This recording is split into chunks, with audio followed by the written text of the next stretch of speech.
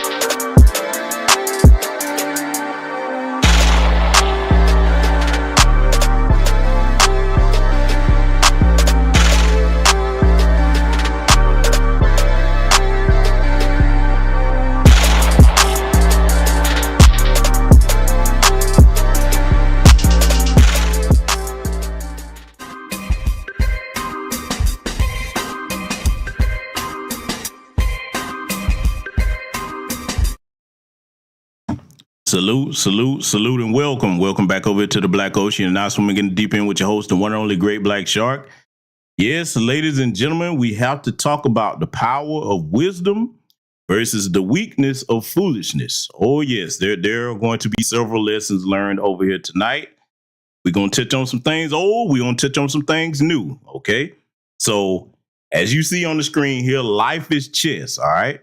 Now, many of you, especially if you had elders in your family that played chess or what have you, you heard this saying before. And it's a very true statement, okay? And tonight we're going to break down several things that are going to point out why it's better to exercise wisdom over foolishness, okay? Of course, we're going to be addressing our people, our community. You know how I get down over here. I really don't care about other communities outside of ours. I'm more concerned with being an advocate and a teacher and a brother and a servant to my people, okay? So that's what we're going to be focusing on over here tonight. I want to tell you something before we get started, though, family, to each and every person that's going to be joining us over here tonight.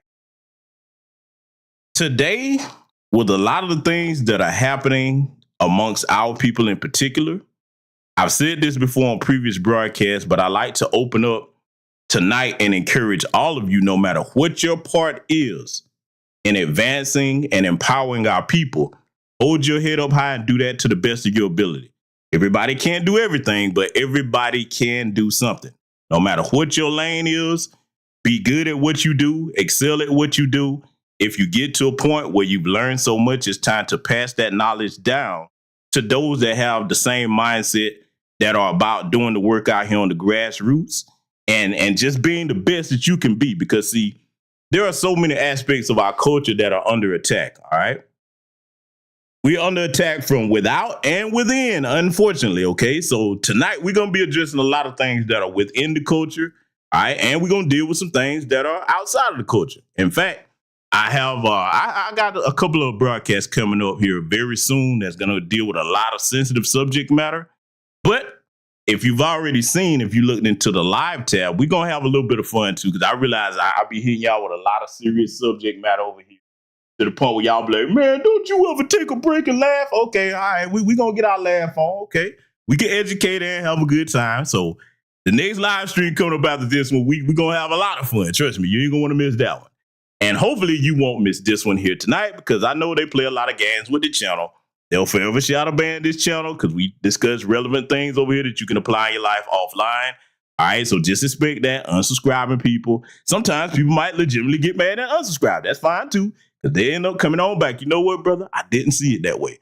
Because, see, one of the things that I like to encourage our people to do, primarily the men, you can't be afraid to speak the truth, okay? Now, of course, on these different platforms that we don't own, we have to stick within certain guidelines. Of course, we have to do that. But when it comes to just telling basic truth in your everyday life, sadly, we have a lot of people that are afraid to do that. It's gotten to the point where it's like, if you speaking the truth on anything, particularly that helps our community, foundational Black American freedmen, everybody looks over there at you like, hey, hush your mouth. No, you supposed to be saying that. That's truth you're telling. I'm like, no. See, some of us, just like that song said at the beginning here by the good brother Scarface, some people will put money over everything. But see, those of us with integrity, we don't put money over our manhood. We don't. Because, see, let me tell you something. Both halves of our community are important to men and to women.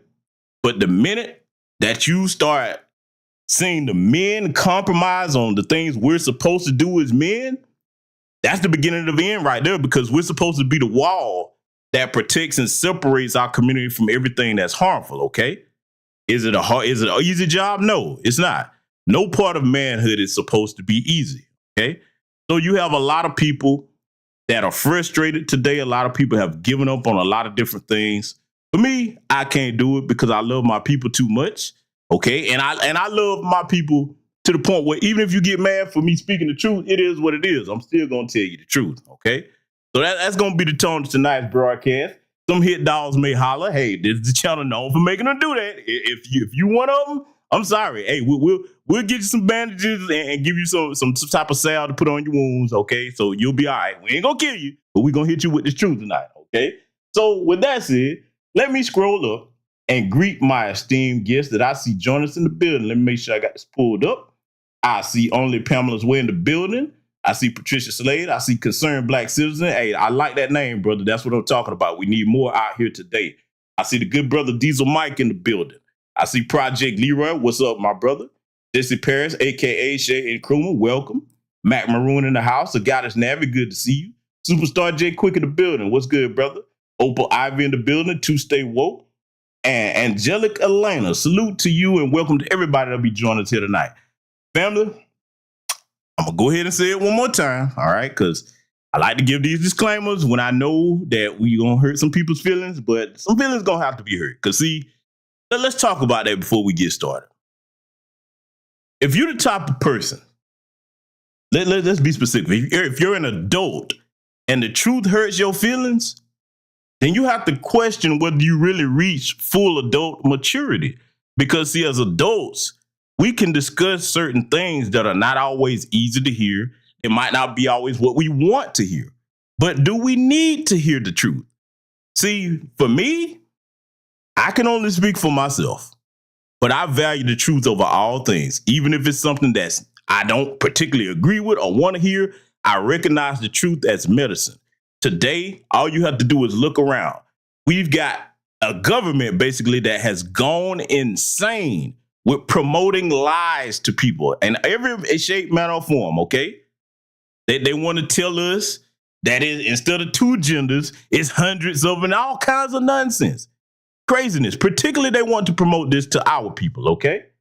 So when you have those of us over here in New Black Media Spaces, brothers and sisters, that push back and challenge that, yeah, that's not going to be a popular thing. But see, unfortunately for them, I am not a guy that worries about being popular. At the end of the day, what I'm most concerned with is, can I look myself in the mirror as a foundational Black American freedman and walk around with integrity, knowing that I spoke the truth and I gave my people the facts, and after that, they can do with it what they may, okay? So yeah, I just wanted to get that off my chest because, see, we got a lot of grown children running around out here talking about a lot of silly things, okay? So we're going to get started breaking some things down before we get into the meat of everything we got to discuss here. Back to business, let me temporarily take this banner down because we're going to go over a couple of little things that will go well with our people, okay? Talking to our people. Anybody else can get something from it, that's fine, but I'm addressing my people first. We got to look at a couple of things that are detriments to our people, okay? We're going to start off with these 4 things. Number 1 on the list, arrogance. Arrogance. I've spoken about this many times in short form, but I'm going to take my time and break this down so that our people understand why arrogance is a bad thing, okay? It's a shame that we have to do this today, but we have to, okay? There's a difference between arrogance and confidence, all right? I'm going to break this down for y'all. Arrogance, for those that succumb to it and choose to practice it, it leaves you blind to the reality of the world around you. That is detrimental. Do you know why? I'm going to make it simple. If you're an arrogant person, okay, you're the type of person, nobody can tell you anything. Oh, boy, you got all the answers. You know everything. Can't nobody tell you nothing. Don't want to hear nothing like the old people used to say, okay? Or like they say, don't want to hear nothing, okay? Down in the South, that's how they say it. What happens is you get a situation like this.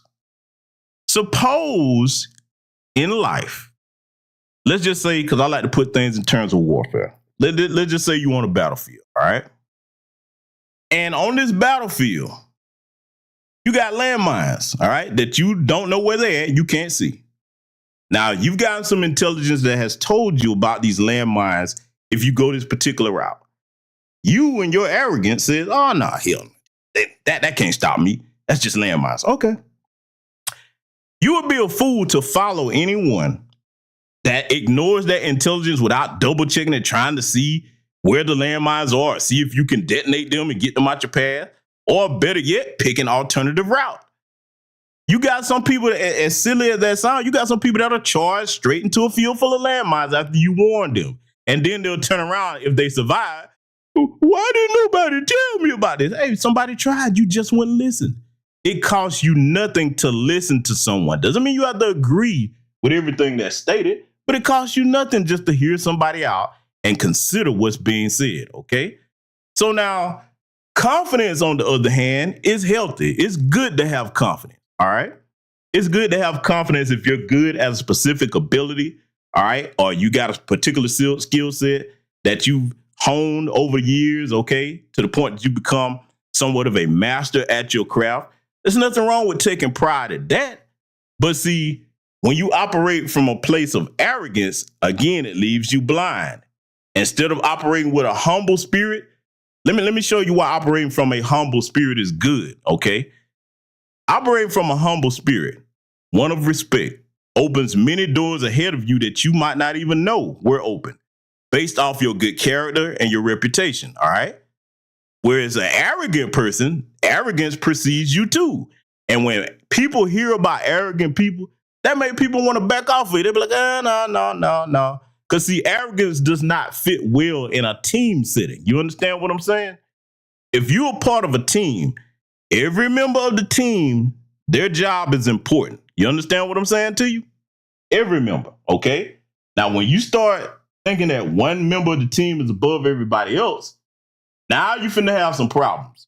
So what you're going to either have to do is you're going to have to isolate that problem and try to give them a chance to course correct, or you're going to have to get rid of them if you want to succeed. Because see, let's put this in the context of groups over here in America that practice anti-black racism against our people, Foundation of Black American Freedmen. They've got working to a team down pat. Do they always agree with each other? No. But one thing they do agree on, where they all get on code. Every one of the buffer class groups, definitely the dominant society. We must make sure to undermine them Negroes, okay? Now, if we're operating from a space of empowerment and trying to be on code, arrogance does us a disservice. You see what I'm saying? So I'm gonna tell you something. I'm gonna tell you why I like dealing with an arrogant enemy. I want you to hear me because I've already broken this down, but I'm gonna lay it out for you. I love dealing with arrogant enemies. You know why? Because I'm grounded in the opposite. I'm grounded in reality. I'm grounded in exactly what's going on. I'm looking at exactly what it takes for me to deal with or mitigate that threat. I'm not underestimating nothing. I'm gonna tell you a long time ago, when my father and many of my instructors began teaching me how to defend myself in the ways of martial arts, various self-defense forms, they told me, they said, son, listen, one thing you need to remember so that you never underestimate anybody that you in an encounter with where you have to defend yourself, consider that person equal to or better than you.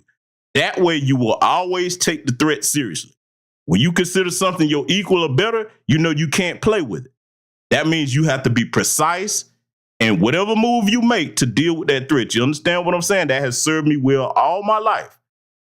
A lot of our culture today, especially with this mass media machine behind it, is predicated on promoting arrogance to black people. See, it would be one thing if you were arrogant with specific knowledge. Today, you have people operating from a space of arrogance and they have no knowledge whatsoever. See, consider The Emperor That Has No Clothes, okay? Everybody heard of that book, right? The Emperor That Has No Clothes. Basically put, this was an emperor running around talking about a magnificent outfit that he had that nobody else could see. But the emperor was running around naked. But people were too afraid to tell the emperor. You see what I'm saying? Now, you have a lot of our society that operates that way. What I'm saying to every black person under the sound of my voice here this evening is, please don't adopt the spirit of arrogance. Please do not operate from arrogance. It does you no good. It leaves you blind to so many different things. You understand? It is a weakness. It is not a strength. I don't care what anybody tells you. Look at people that run around with arrogant behavior. Sooner or later, it catches up to them. You understand? So that's the first thing I want to get out of the way. Let's move to number 2. Beware of greed. Oh, let me tell you something. Let's be clear on this. Greed is an all-consuming cancer. Family, let me tell you something. It's okay to try to excel and achieve as high as you can get. Nothing wrong with that at all. You should have that mindset. However, This whole idea where you never supposed to be content with anything you have, you can be content and remain a competitive person or a person that sets goals. But see, let me show you where greed comes to hurt you at. If you're the type of person, let's just say in a team setting, especially, let's go with that. In a team setting, think back to the mafia days, okay? Remember what happened to Paul Castellano? Remember what happened? Paul Castellano, the Italian mob boss. Paul was running around. Oh, he was making all the money, driving all the nice cars, fancy fur coats, eating at the best restaurants. Oh, man, doing it big. But see, what Paul forgot to do, he forgot to feed his wolves, man, the ones that made it possible for him to have what he had. So what ended up happening? John Gotti and Sam the Bull Gravano, they knocked him off and took his spot. See, if you're working with a team, man, you don't want to neglect your team. You want to make sure that you appreciate them for what they're doing. You want to make sure they have opportunities to shine as well, because nobody wants to sit around and watch somebody else get all the glory, okay? Especially if your team is loyal and working hard, you can't do that. See, greed is an all-consuming cancer, because what ends up happening is if you want to keep everything for yourself, I'm going to give you another example this applies to. Salute to the brother, and I love him to death, but look at what happened to Bill Cosby, okay? All the rumors were out there. Some of it turned out to be true as far as how Bill, he had a certain attitude about himself, and it's not just Bill, okay? And I'm glad our brother is free, okay? I'm just using this to teach a lesson. When you get to a point where you think you're so much better than your peers and you ain't gonna put nobody else on, what happens is when the white supremacists come for you and you made yourself, keywords, made yourself an island unto yourself, now you have no backup. See, let me explain something to you, what I want particularly black men to learn. When we get in positions by our own hard work, intelligence, and we elevate ourselves, okay? As we should. You have to get to a point where you say, okay, let me make a lane for those behind me, especially the younger people. You understand? Because if you don't, what ends up happening is you're going to reach a point where you will have wished you built the team. See, one black billionaire has no power. None. We've seen that when it comes to a system of white supremacy. However, if this one black billionaire has created opportunities for other black people to become millionaires around him, now guess what you have? A strong team that is loyal to you, and if you are ever in need, you're not by yourself. Do you understand what I'm telling you? Do you understand what I'm telling you? You see what I'm saying? See, a lot of people have yet to learn that lesson, and it's cost them over and over again. We can name several situations where we saw that. And see, let me point out the other reason why greed is dangerous. When you got a greedy person in anything that black people are doing, that's an easy lane for the white supremacists to come in and destroy the whole thing. Case in point, look at what happened between Dame Dash and Jay-Z. You see that? Oh, yeah. See, I gotta make these lessons stick to y'all over here tonight. But see, somebody's going to have the sense enough to learn from this, all right? Each situation where somebody gets greedy, gets arrogant, start thinking that they better than everybody else, it creates destruction. You can't pass anything down with that type of attitude. So greed is always a detriment. It's never an asset. It's never an asset. You understand? Intelligent people understand this, but see, I'm going to show you something else. Other reason that greed is not good, access to excess. I'm going to say that one more time. Access to excess. When you have an abundance of something and you start to develop the mindset where you don't appreciate what you have and you don't try to use any of that to help other people, and that's your prerogative to do that. You can. Let's be clear. You can do whatever you want with what you earn. But what you end up doing is you set yourself up for failure. Now, what do I mean by that? Okay, I'm going to show you. Swig this water here. What ends up happening to people that do that, family, They're surrounded by a bunch of yes men. That's another dangerous thing. People that don't tell you when you're messing up. Nobody ever tells you no. What ends up happening is the yes men are looking at you like, yeah, I'll just say whatever to stay here and stay up under this person. But then there's something in the distance that the yes men see, but because they can't talk to you because of your arrogant behavior, that train ends up running over your ass. And when it does, your yes men are gone. You understand? See, I'm trying to break this down because I want our people to learn that some of these things right here can be completely detrimental in a way that you can't bounce back from them. Let's get to number 3. Idolizing white society. Now, that should be self-explanatory for anybody that's a foundational Black American freedman, okay? But we got to go through this. If you beware of these type of people too. If you're around a Black person where everything out of their mouth is in reference to looking at somebody in white society as the zenith or the apex or the gold standard that we're supposed to reach, and you never hear them mention the greatness amongst our own people, you better watch out.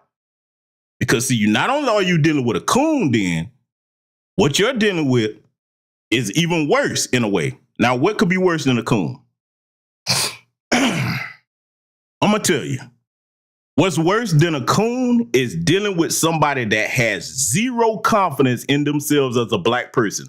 In other words, that's a Black person that think in order to be successful, you can't do it unless you have white daddy's permission or you under white daddy's tutelage. I have not been raised that way, and I will never think that way, and I won't encourage that amongst anyone in our lineage. I won't. Because see, you know what you turn yourself into when you do that? I'm finna name a living example of this, and I don't think anybody in the chat room would disagree. You turn yourself into a Stephen A. Smith. Oh yeah, I had to put him out there. But that's exactly what he is. Stephen A. Smith is a willing plantation slave. That's exactly what he is. And see, let's look at how you get to becoming a Stephen A. Smith.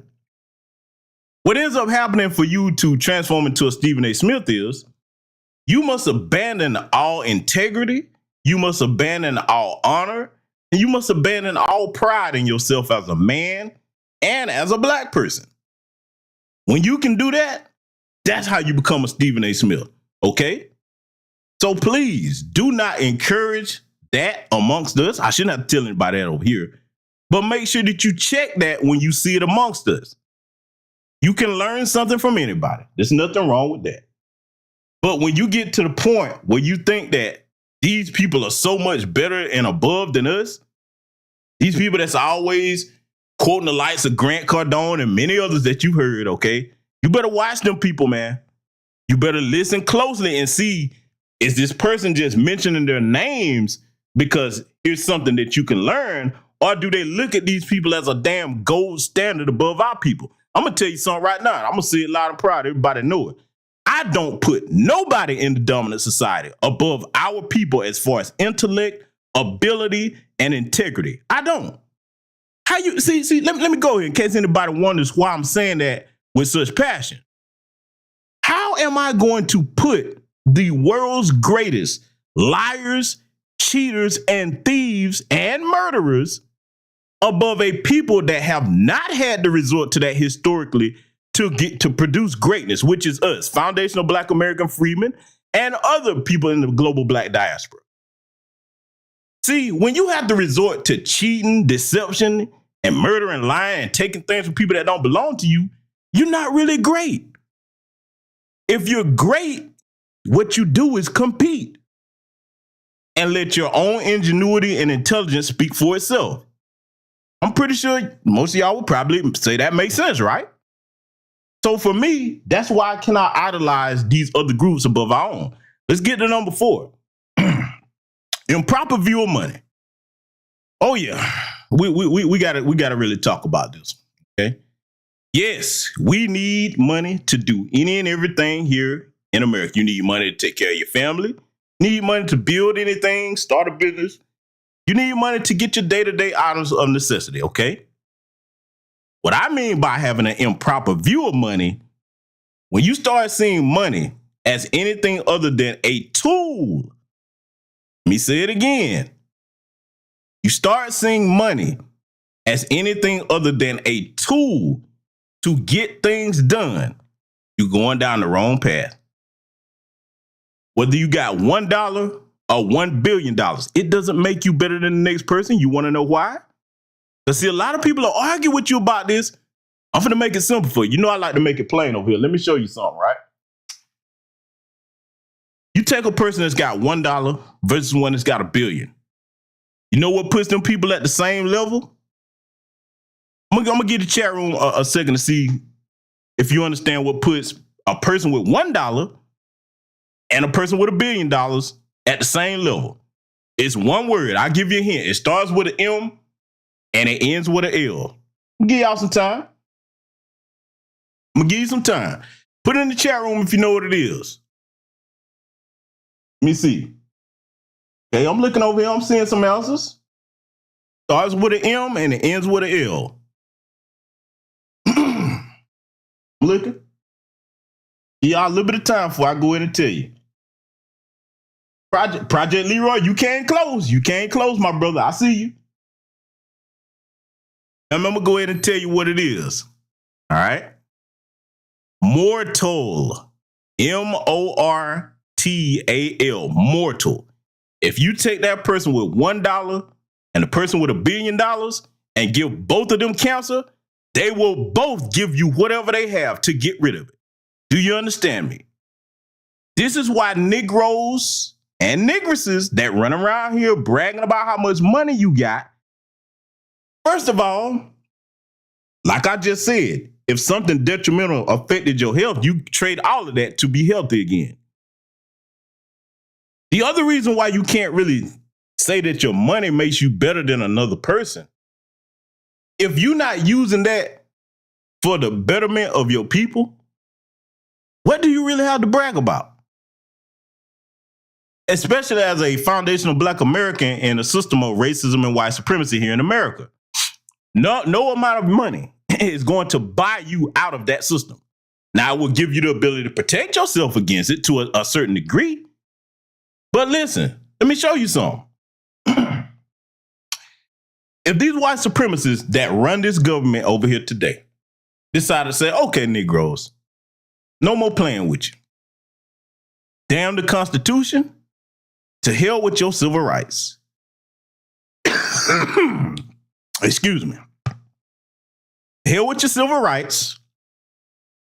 Republicans and Democrats have finally got on the same page, and we said, no more games. We gonna stroke a pen. You Negroes have no more rights. Your money is worth nothing. You can't have credit.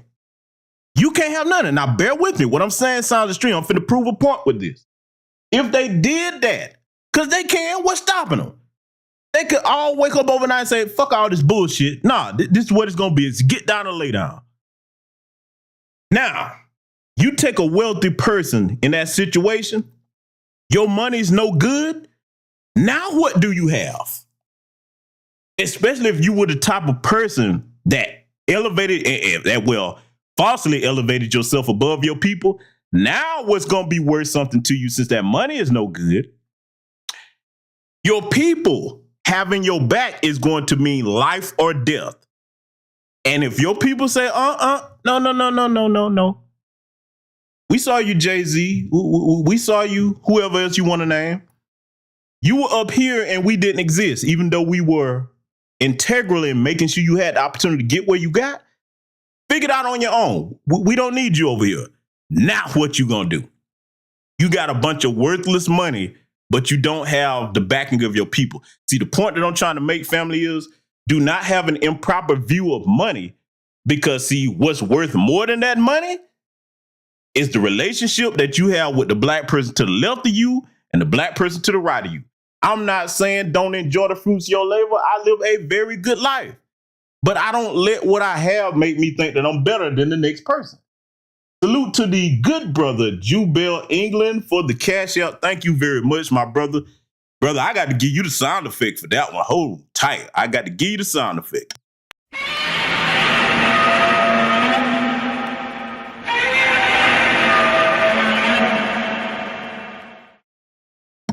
Yeah, I appreciate that, my brother. Hey, because see what we doing over here, man, we don't get support from a lot of these corporations and all these sponsors. And while we're on that, let me tell y'all something, man, because I'm not gonna put nobody else's business out there, okay? But I will speak about certain things I know have been offered to me.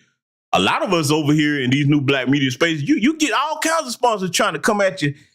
Hey, they'll send you the little emails, so if you got your email contact and your description about your video. Yeah, buddy, we like what you're doing over here, but could you kind of tone it down with the black stuff? Because if you do, we'll offer you this, that. I mean, I'm just paraphrasing. They be trying to get a lot of us over here, boy, to just stop talking about this. See, they really want to do, they want us to come out here and put on a Coon Show so we can contribute to the disempowerment and dumbing down of our people. See, in other words, they want your brother to come over here instead of speaking in this masculine, manly, Southern barbecue voice that I have, which I'm so proud of, okay? They want me to come on here like this. All right, guys. Let me show you how you can be a clown and a king today. Now, you need to stop talking about all that racism and white supremacy stuff because, without white people, we wouldn't be nothing. See, if I was to come over here and talk to y'all like that, oh, my God. Oh, even better, if I was to come on here, which will never happen, I promise you that. Look, if you ever see somebody doing that on this channel, you'll know that they killed me and replaced me with a clone. I will never come on here, man, in a tutu and some little fairy dust. Hey, y'all. The most masculine thing you can do is put you on a dress and sash you around. That's the new masculinity. All this other stuff is toxic, man. See, I'm not doing that. Y'all, I'm telling y'all, man. So listen, salute to everybody that supports all new black media content creators. Cause man, boy, one of these days, man, I'm gonna show you some of them emails, man. Cause what I usually do, I usually just block them and delete them. But I may need to start putting them on blast. Cause see, one thing about some of us over here that value integrity, you can't buy us, man. Let me say this to y'all. Maybe they'll stop doing it, but let me say this to you, you different sponsors. You know who you are. You cannot buy some of us, okay? Because like number 4 said, I don't have an improper view of money. It's just a tool. If I got to compromise my manhood and my integrity and sell my people out, to hell with that. No. And see, let me tell you why they do it. Because see, this is what they feel. And I want young black people, especially young black men, to understand this. When you don't punch the white man's clock and you ain't got to depend on him directly to make your money, that burns them up. Because see, that's the last thing they want young black people to be focused on, okay? They teach their children entrepreneurship and not to be a perpetual worker drone to anybody. They teach that to their kids early. But what they want to tell our children, well, just be happy you got a job, You can come work for me. You know what I'm saying? That's what they want to teach to our children, okay? So, yeah, like I said, man, they can kiss my ass. You know what I'm saying? It just like Roller, you kiss my ass? Yeah, y'all can kiss my ass. You can't buy me. This is one channel that I definitely know is not going to sell out to nobody. It's just not going to happen, okay? So what I'm saying with number 4, to wrap it up before we get to the next here, please do not have an improper view of money. It's just a tool for you to get things done. The level of money or the amount of money you have don't make you no better than the next black person, okay? When you get around people like that, you listen. Those people right there are so lost because what happens is when they have that improper view of money and they think that how much they have, especially when they start lowering that over people that don't have, the have-not, so to speak, what you end up doing is seeing them get themselves in situations where they pull that and they zig when they should have zag and they get around a bunch of have-nots. They're like, yeah, buddy, hey, you like these dummies on Instagram, that with the money phones and all of that? I'm not saying it's right. Let me be clear. I'm not saying it's right. But you got your money phone all up to your head, and the next thing you know, they done cornered you, buddy. They're like, yeah, you eating good. Now I'm about to eat good. Come here, boy. Let me pat them pockets. Is it wrong? Yes. But see, when you running around here flossing, okay, you got to keep in mind who you doing that in front of, man. See, I'm going to tell you what means something to me. Because this is the way I was raised, both sides of my family, okay? What I like to see, what gives me joy is if I have an abundance and I know people around me Not just anybody now. Let me be clear. If I know people around me that actually want to elevate themselves and do better, and I can provide an opportunity or put them up on some game or some information that'll help get them to a better lifestyle, that's what gives me pride. I love that.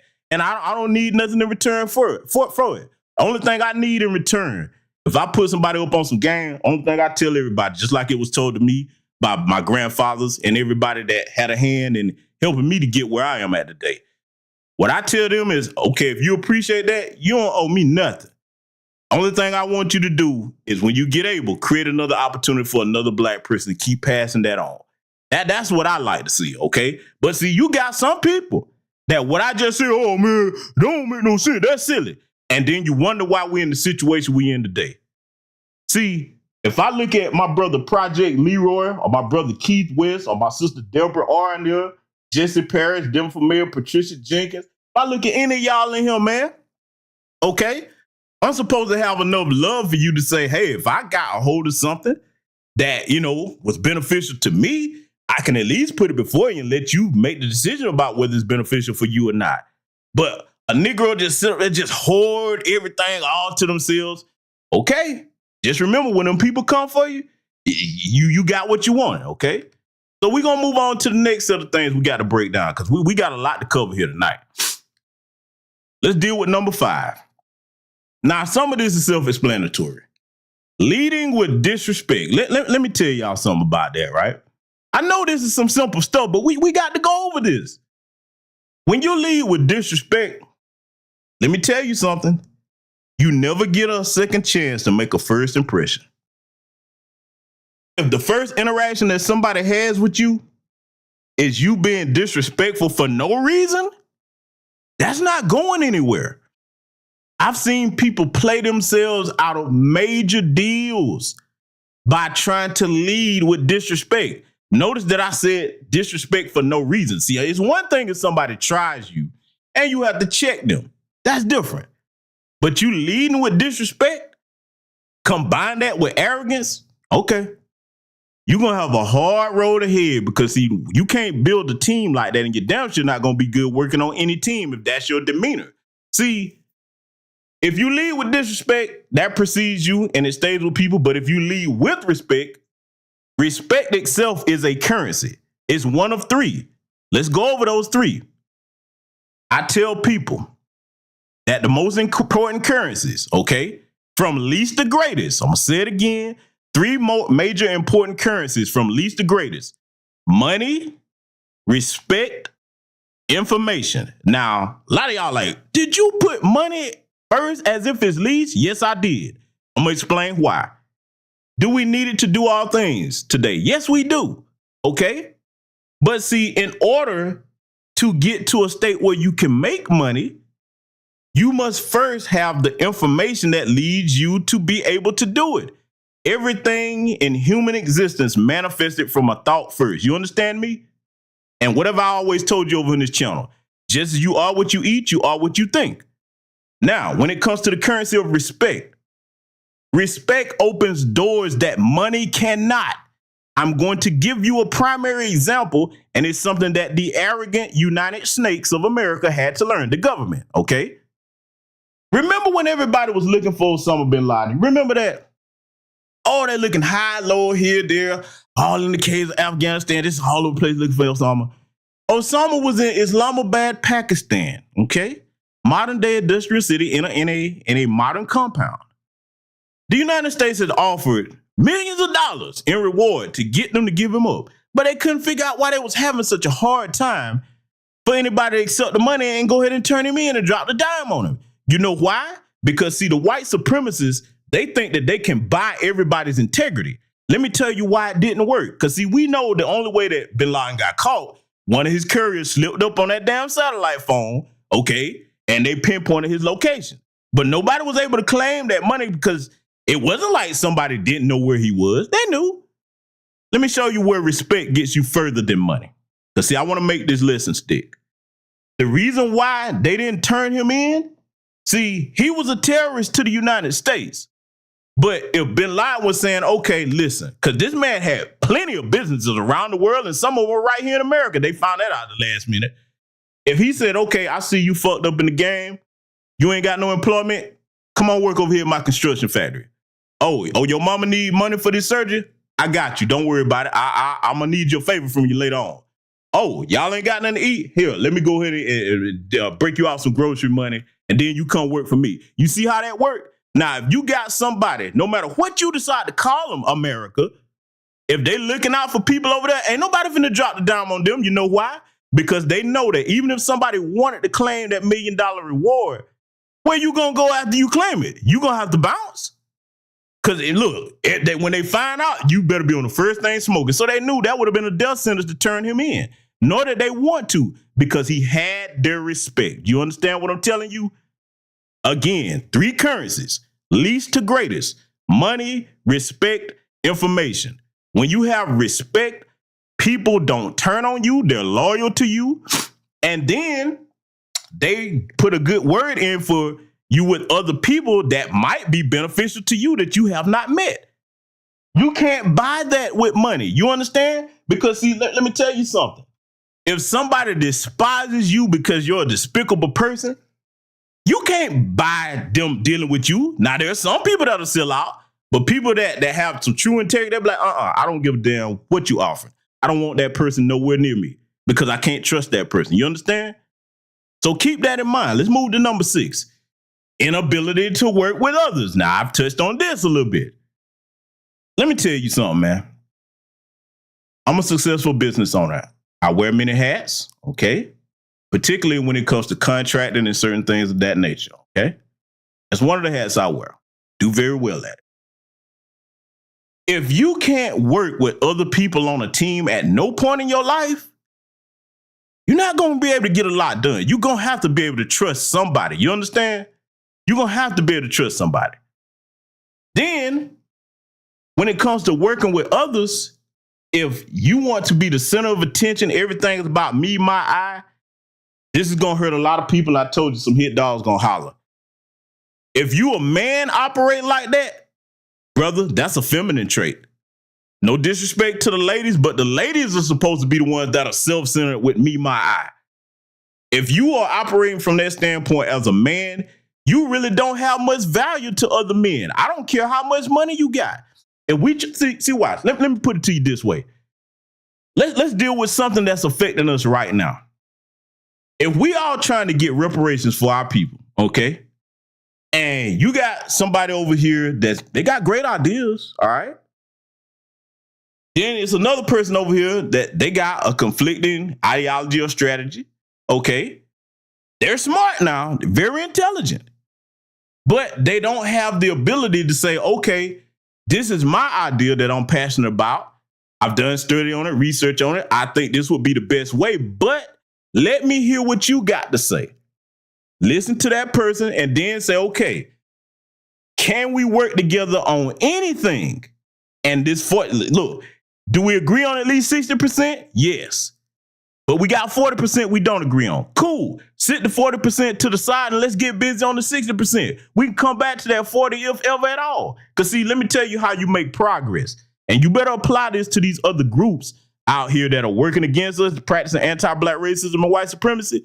You think they agree on every damn thing? No. They agree on the most important thing. They'll be like, okay, we'll put this to the side, but this right here, we're going to get this done right now. We're going to put every asset, all of our intellectual power, every resource we got, we're going to put it into working against these black people. We cannot successfully combat that system if we don't have the men, the producers amongst us, with enough common sense to operate like I just said. You understand where I'm coming from with that? See, we are literally in a war, and there's different types of war. You got hot wars and cold wars, okay? And arguably, the Cold War period against us with white supremacy is over. Look at what they're doing to us, okay? Now, people may agree or disagree with that, but it's not me that you have to listen to. Look around at what's going on. In any state that black people are in, we are not where we can just rest on our laurels and say, oh, ain't no white supremacy, we got to worry about that. Okay, you can do that, but when they come for you, what usually happens? They come run over to the black grassroots for help, okay? So see, for me, I value working as a member of a team, because what I do, if I don't agree with everything somebody said, because you're never supposed to do that. If you your own person, you ain't gonna never agree with 100% of what somebody says. What I look for at this juncture of our history, and me being a foundational Black American freedman man, I know that I have to focus on what's most important, put the petty shit to the side, and let's get busy, okay? You can look in 360 degrees and pick a direction and go. It's something to be done in Black society versus sitting around arguing with one another or trying to undermine the next Black person or hating on that next brother or sister. I don't have time for that, man, because I have a mission to complete. And I'm so dedicated to it where if I have to do it alone, I'll get as far as I can alone. Okay, now fortunately for me, haven't had to do that. I have a hell of a team behind me on the Black grassroots, on and offline, okay? But if it ever came to it, fuck it. Let me pick up my backpack and do what I need to do. I'll get as far as I can. That's how dedicated to it I am. Let's get to number 7. Underestimating enemies. Oh, listen.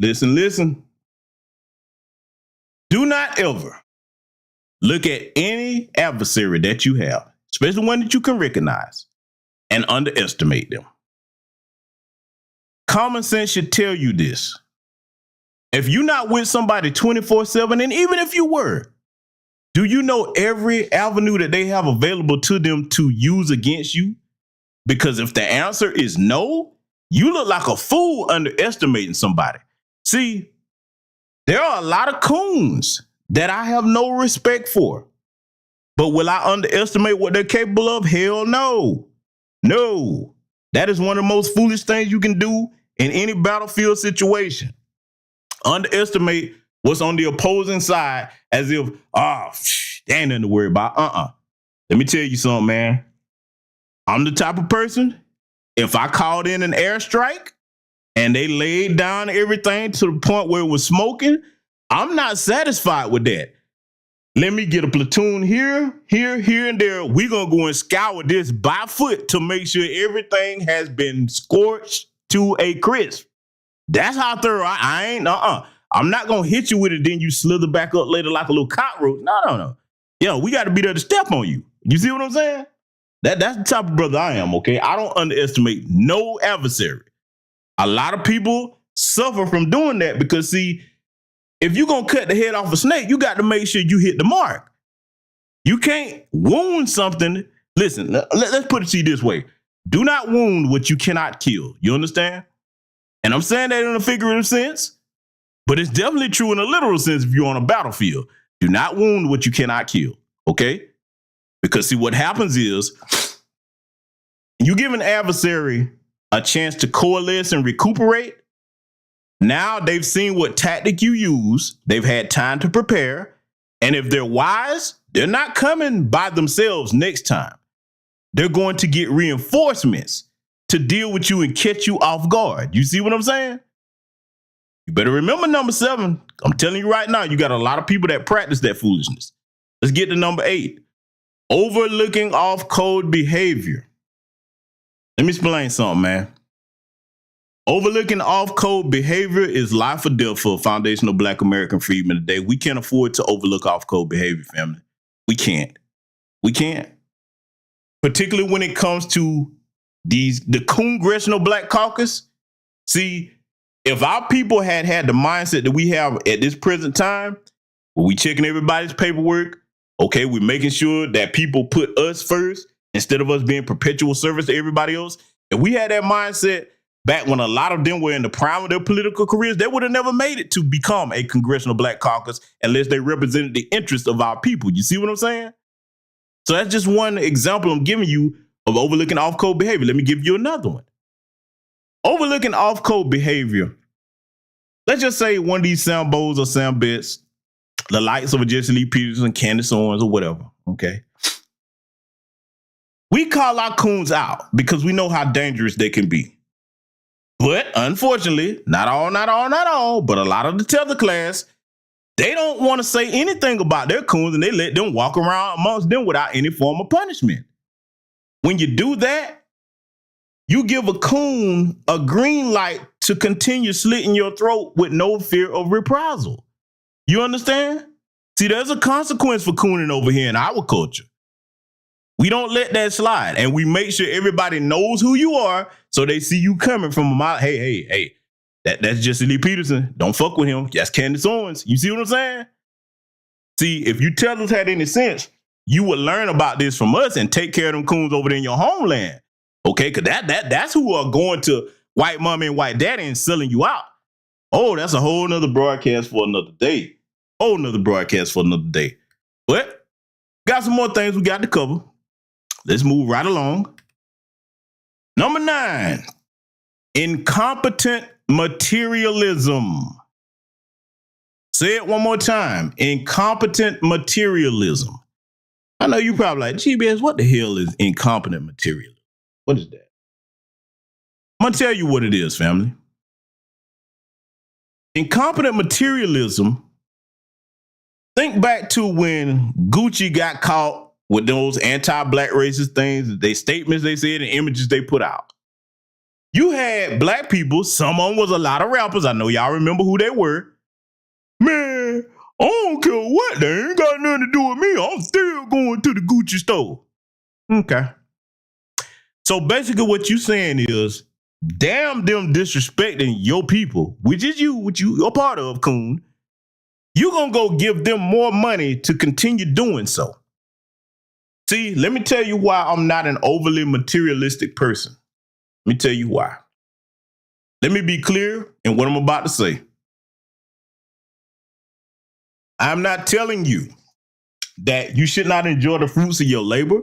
I'm not telling you that you shouldn't enjoy the finer things in life. I definitely do. But I'm going to tell you what I'm cognizant of, okay? Speaking for myself. I am not overly obsessed with materialism. You know why? Because the so-called things we call luxury items today, who owns those companies? Tell me, family. I want y'all to talk to me. The so-called luxury things we consider luxury items today, who the fuck runs and owns those companies when we spend our money? You tell me. Are the majority of those people black? Are they? See, I wouldn't have a problem with materialism if the majority of the people with these so-called luxury companies were black people, where that money stayed in foundational black American freedmen communities. I wouldn't have a problem. I would be the biggest materialist. Oh, hell yeah. This is going to come right back into the community. But that's not the case. So when you're the type of person that everything you got, it's got to be luxury this, luxury that, okay. You're going to spend all your money with these people here, these white folks that continue to oppress us. But you won't spend, it's hell. It's like pulling teeth to get them same Negroes to spend money with a black-owned business. If they have one bad experience, oh, man, see, that's what you can't do with black people. Oh, but see, you'll have several bad experiences, and they can even call you nigga to your face, but you'll run your punk ass back to a damn Gucci store. You see where I'm coming from, family? We do not need people with that sick mentality amongst us. Yes, ain't nothing wrong with having nice stuff. But for me, if I know, I don't care how much I love it. If I find out that something that's so-called luxury doesn't like my people, fuck you. You not getting my money. A luxury is not a necessity. I don't have to have your shit. I'll go spend my money with my people, which is what I prefer to do, where I know we're appreciated. See, I have a zero tolerance for that. Let me tell you something. I've been in several stores over the years, okay? Now, I'm not a braggadocious person, but I can pretty much afford whatever the fuck I want to get. I walk in some of these stores, man, and I get to seeing you acting funny with me. Like you follow me around, you think I'm stealing something? Oh shit, even if I'm finna check out, here, you keep this. I don't want this bullshit. You take it. I can buy anything in here. You take that back. Oh, we'll go get you mad. Yeah, go get you mad. And I'll tell them, since you act like you don't like black people, then you don't like my money either. Nah, I don't shop where my people are not respected, especially for something that I don't need. Oh no. I have too much respect and pride for my people than that. Because see, when you know your history the way I do, which is why I try to share so much of it with y'all over here on this platform, your spirit won't allow you to tolerate that. You can't do it. You be like, no, my people work way too hard for us to get what we are. For me to allow you to treat me as less than when I'm coming in here to do something that's going to benefit you and your employees? Oh, no. I refuse to do that. I refuse to do it. So that's what I mean by incompetent materialism. Negroes running around out here, and I got to go here. I love my California brothers and sisters, but I'm placing this on the most wealthy, not the common person, okay? If you had a lot of our most wealthy, not just in California, but New York and a lot of other places, okay? If our most wealthy athletes, entertainers, corporate business people, entrepreneurs, whatever, had said, you know what? What we're going to do, we're going to buy up all this property. We're going to make sure that you can't gentrify black people because we own it. We're going to make sure that you can't ship black people out of certain industries because now that we've been multimillionaires for 10, 12 years plus, it's time for us to build our own. See, if we thought like that, nothing in California that's going on right now will be happening. Nothing in New York that's going on right now will be happening. They would have to, the only way they could do it is say, okay, fuck it, niggas, we'll just practice eminent domain and take this from you. It's better to be in that position than you never try to create anything at all because you stuck off of, okay, I got to rely on white daddy to get my paycheck. See, them people that got fired at ESPN, especially the black ones, there's no sense for you to have been there working 4, 5 years, 7, 8 years, even Don Lemonade situation. After a certain point, if you got your money up, you should be thinking, let me build my own. When you are the boss, they can't fire you. You understand?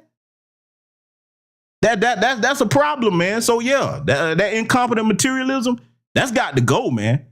Please do not become the type of black person that practices that. Let's get to number 10. Willful mental stagnation. Let me tell you something. The elders in my family, I often said this to the point that when I was a young person, I was like, yeah, okay, I got it. You know how you are when you're young. They used to tell me, son, the day you stop living is the day you stop, day you stop learning is the day you stop living. The day you stop learning is the day you stop living. You got a lot of our people today, unfortunately. They brag about not liking to read as if that's a flex. What is that? Just think about how, even if you felt that way, you would think basic common sense would tell you, don't say that shit out loud. That's nothing to brag about. Hell, because even if you don't like to read or you can't read, they got audio books. My point is this: ceasing to take in useful, viable information places you in a state of death. You are basically a living zombie, and you're easy to be manipulated and used against your people when you stay stuck in mental stagnation, otherwise known as ignorance. You see what I'm saying? So please, do not become a slave to number 10. Every day, try to be around people that can teach you something, learn something on your own, share other things with other black people. That's where we become our strongest, when we invest in ourselves on an intellectual level, because from the intellect manifests all things that we create physically. You understand? And we have to make sure that those things we create operate for the benefit of our empowerment. Number 11. Assumption.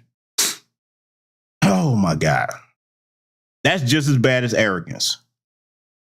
Operate off what you know, not what you believe, what you feel, what you imagine. Operate off what you know. That will take you a lot further in life, especially when you're dealing with adversaries like these white supremacists, okay?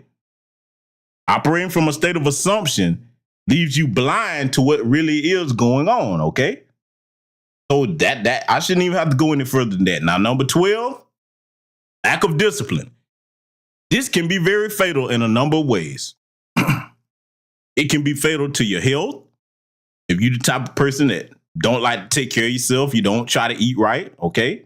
I'm not saying that that's a guarantee to having lifelong good health, but it's better to try than not, okay? Lack of discipline when it comes to financial literacy, okay? Your financial well-being. Lack of discipline where you just spend money, like piss money away like it's growing on trees, and you spend more on consumer goods than assets that generate you money, that can financially ruin you. Lack of discipline when it comes to your body, okay? I I shouldn't have to say it, but we grown. I got to say it like it is. You the type of man or woman where you just got to jump in bed with everything that you can get your hands on. Okay. Sooner or later, that's going to hit you. You're going to keep playing Russian roulette till you come up snake eyes. Everybody should know what I mean when I say that. Discipline is your friend. Exercises that help you build your discipline mentally, physically, spiritually, those things will go a long way with you, okay? So avoid people, places, and things that lead to you having a lack of discipline. That is not an asset to your life, okay? I just wanted to take the time to break down those 12 things. So now that we got that out the way, we're going to review a situation here. Man, when I tell y'all, if y'all haven't seen this, hold on to your hats. We're going to review it. We're going to break a couple things down, and it's going to go right in line with everything that we're talking about here tonight. You got one of the brothers that found out that his girl was stashing money away in a separate account.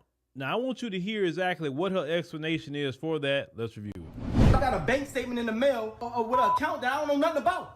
First of all, don't come in here yelling at me about no account. I have an account to make sure I'm good.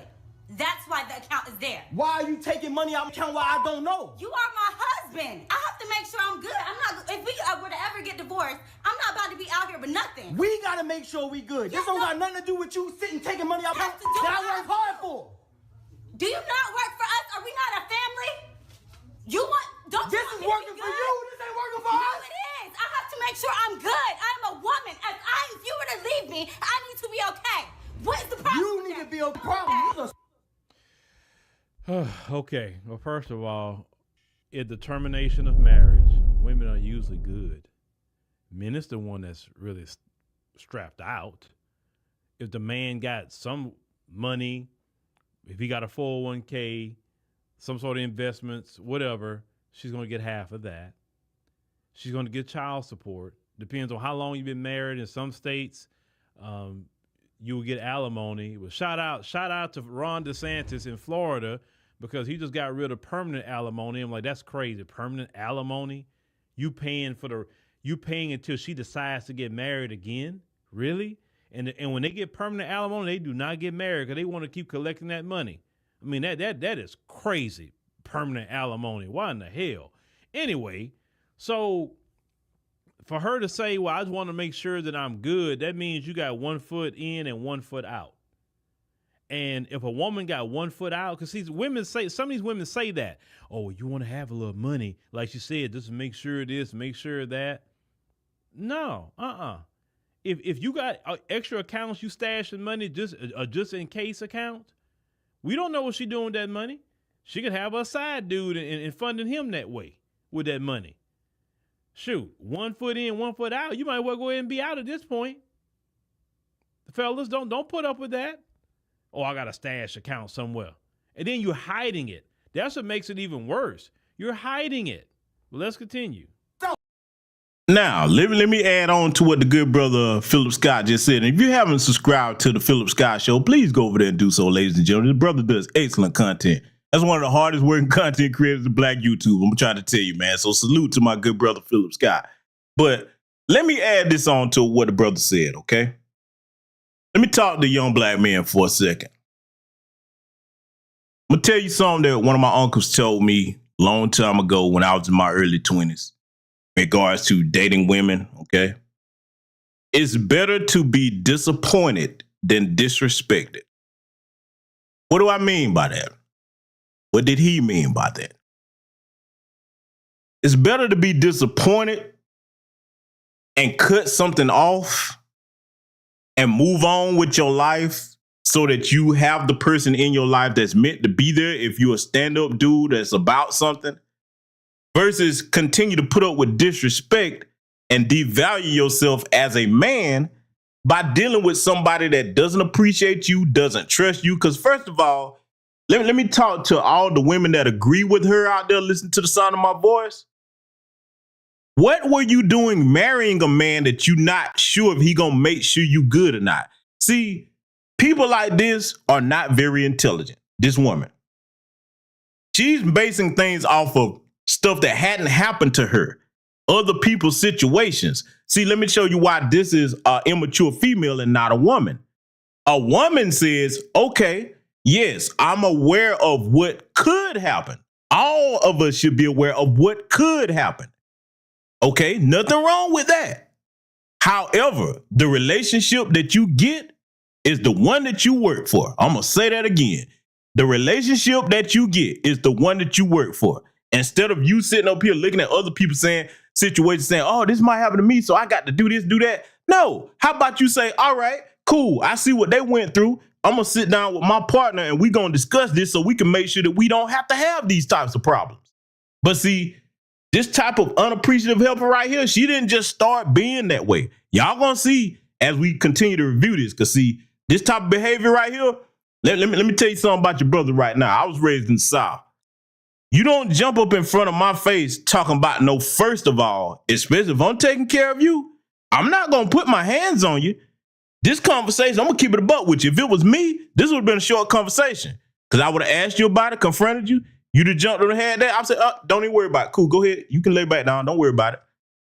I'm finna go ahead and file them papers. Yeah, we finna move you out the way. Because see, I'd rather go ahead and pay what I need to pay to get you the hell about my life and put a woman in that position that's going to appreciate what a good man out here today is able to do for a woman when he's able to take care of her and a family, okay? I ain't finna sit there and let you be in the way of somebody else that's prepared fully to do what you saying you not going to do. Hiding stuff behind his back. Oh, that's so disrespectful. But hey, we going to get back to it because we ain't done with her by sight. What's wrong with her? Listen, check this out. At the end of the day, you can account Why for are that. you I'm going to be doing it? struggling. I have to make sure I'm good. I can't. I'm not about to argue with you about money. You are so No, I'm intelligent. not. No, I'm not. Everything I've done for us, are you serious? You mad because I'm putting Everything you done for who? Everything you done for me, I'm the one working. serious I'm right the one now? putting in the time. You cannot be for real right now, Key. Everything I do for us, and you're mad that I put a little money to the side for me? Everything. Look at her behavior. Young men, I want you to study this. Look at this little old hateful look on her face. Her tone, first of all. Oh, no. Woo, let me tell you something. Old school Gen X traditionalists like myself, don't you dare come at me with that tone now. Because I'm not going to go back and forth with you as a man. I'm not going to do that. Like I said, this would have been a short conversation. And I ain't got to touch you at all. What you would have did was hasten your exit. Because I would have had to get you up out of there. Oh, no, you're not going to be in my house that I pay for? The little old hateful, evil tone she got. I'm not going to, all this stuff I did. See, that's another thing too, fellas. You better watch these women that start making statements like that, because I guarantee you, if she had to name all the so-called stuff she did for him, it don't add up to what he got to do. He the one making the money, okay? Going out there, whatever job he got. Sound like he's a hard-working brother too, okay? He making the money. He's the one that's expected to put his life on the line to defend your little hateful, disrespectful behind, okay? Then on top of that, he got to take care of everything you want and need, all right? And make sure the family is good, because, Lord, I hope he don't have kids. Lord, I hope you don't. But see, how you make sure that you don't end up with something like this? You take your time. Too many of you today are rushing into marriage situations with people that you are not compatible with at all. And if you would have simply slowed down and took your time, men and women, to see who these people really are, this would have come out of her a long time ago. And see, let me tell you something else. Even if you do take your time, what a lot of people will end up doing is, because you have feelings for a certain person and you don't really recognize your value, that, okay, as a man, especially in this day and time, that's got something going on. A lot of brothers don't think they can do better. That's low self-esteem. Yes, the hell you can. There are plenty of women out here that would appreciate a good man that's going to hold it down and provide, okay? So don't sell yourself short, my brothers. Don't do that. But see, you overlook things that were problems. You can't do that. Look, let me tell you something. If I'm dealing with a woman, I'm out with her. If I see you disrespecting the service in a place for no reason, that's going to be the last time we out anywhere. I don't play that. Unless it's something particular that need to be addressed, that just disrespectful for no reason. See, a person don't become like this overnight. And see, I guarantee you what the brother did, instead of him thinking with the top head, he was probably thinking with the one downstairs. You must master discipline over yourself as a man where you get to a point where a woman's looks are nice. Yes, that's fine. That's cool. What else is in her character? Okay. What type of woman is this? Because see, this right here, this wouldn't have made it cross my threshold, and damn sure wouldn't have been worthy to get my last name. But hey, let's let it continue. You do for us. Everything you do for me. Statement. This is just, I'm gonna tell you, man. What are you gonna do about it? What am I gonna do about it? What are you gonna? What are you gonna do about it? Boy, she hit him with the Hulk Hogan, didn't the She-Hulk Hogan. What you gonna do, brother? What you gonna do? Oh, yeah, I'll show you what I'm gonna do about it. See, boy, I'm laughing, boy, because you can't help but laugh at some of this stuff. Boy, let me tell you something.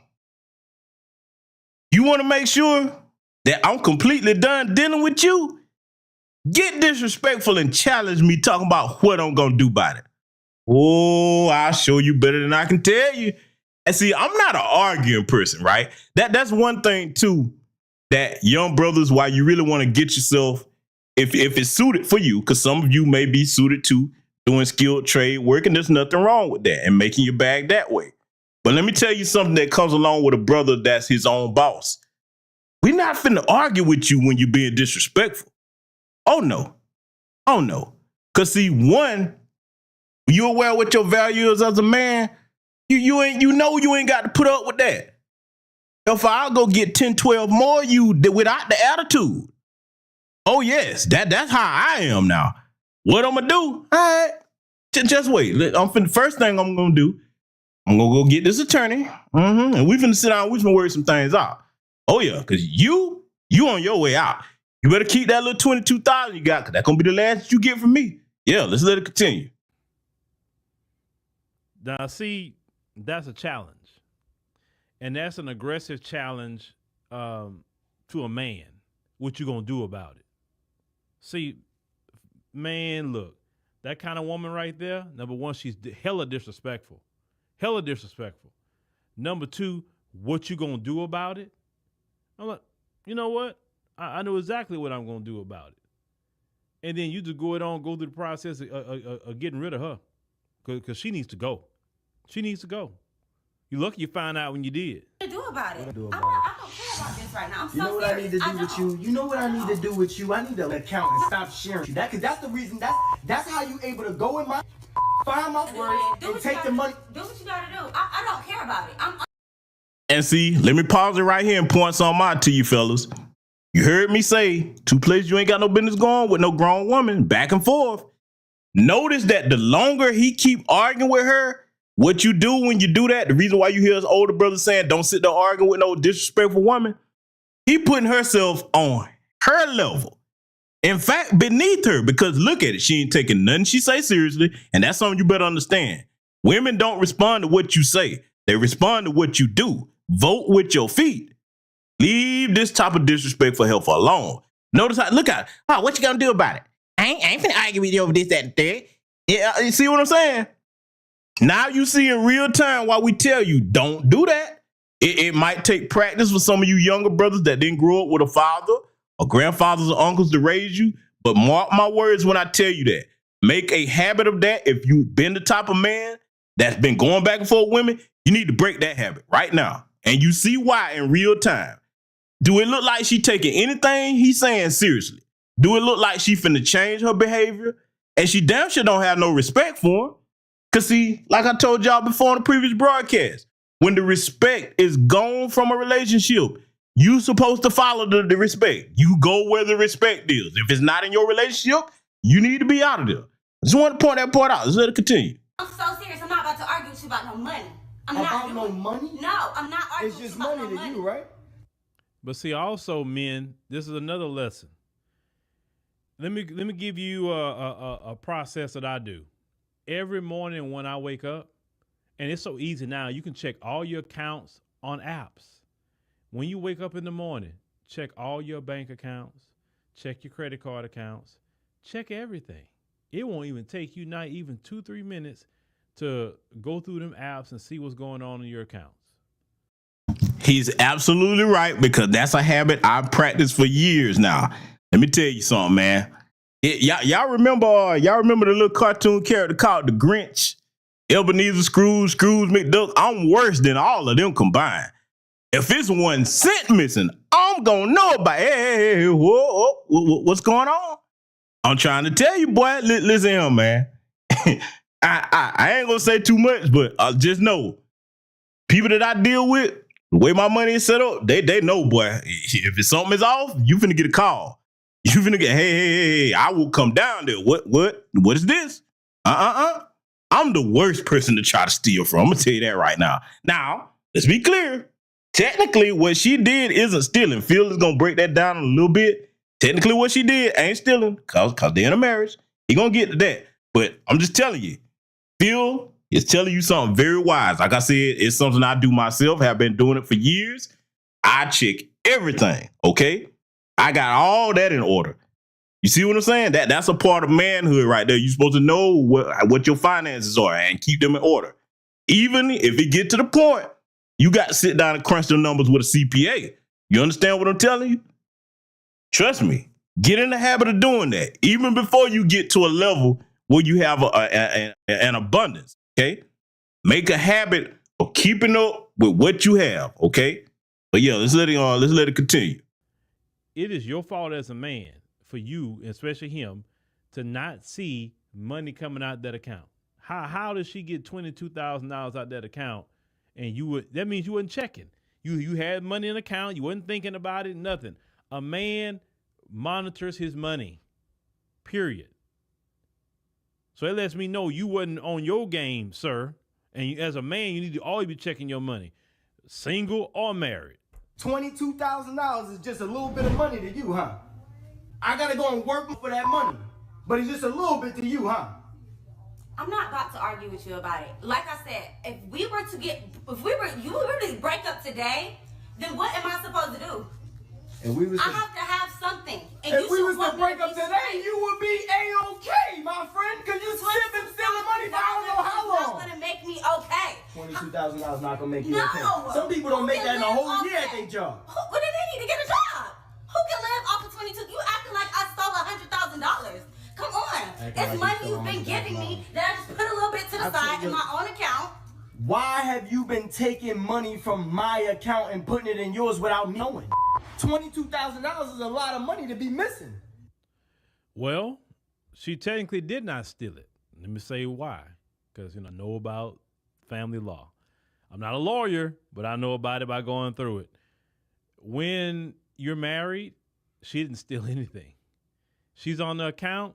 She didn't steal a thing. So if you was to walk away, you couldn't file no charges. You couldn't even get that money back in the courts because that was your wife at the time period, right? The only thing you can do is either get her off the account. If she don't want to get off the account, then this is what you do. You go open up another bank account and send all your money to that bank account. But if you got to be doing all that, then you shouldn't be with that woman because no matter what you got in the other account, she's still entitled to half of it if y'all go through a divorce. It's just that simple.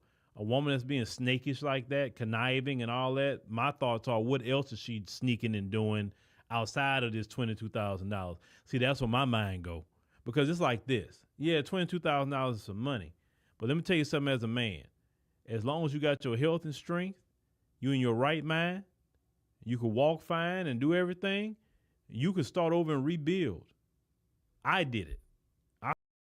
Let me chime in right there because, see, that's a very important point. I want you young brothers to listen to what I'm about to tell you and what Brother Phil is about to tell you.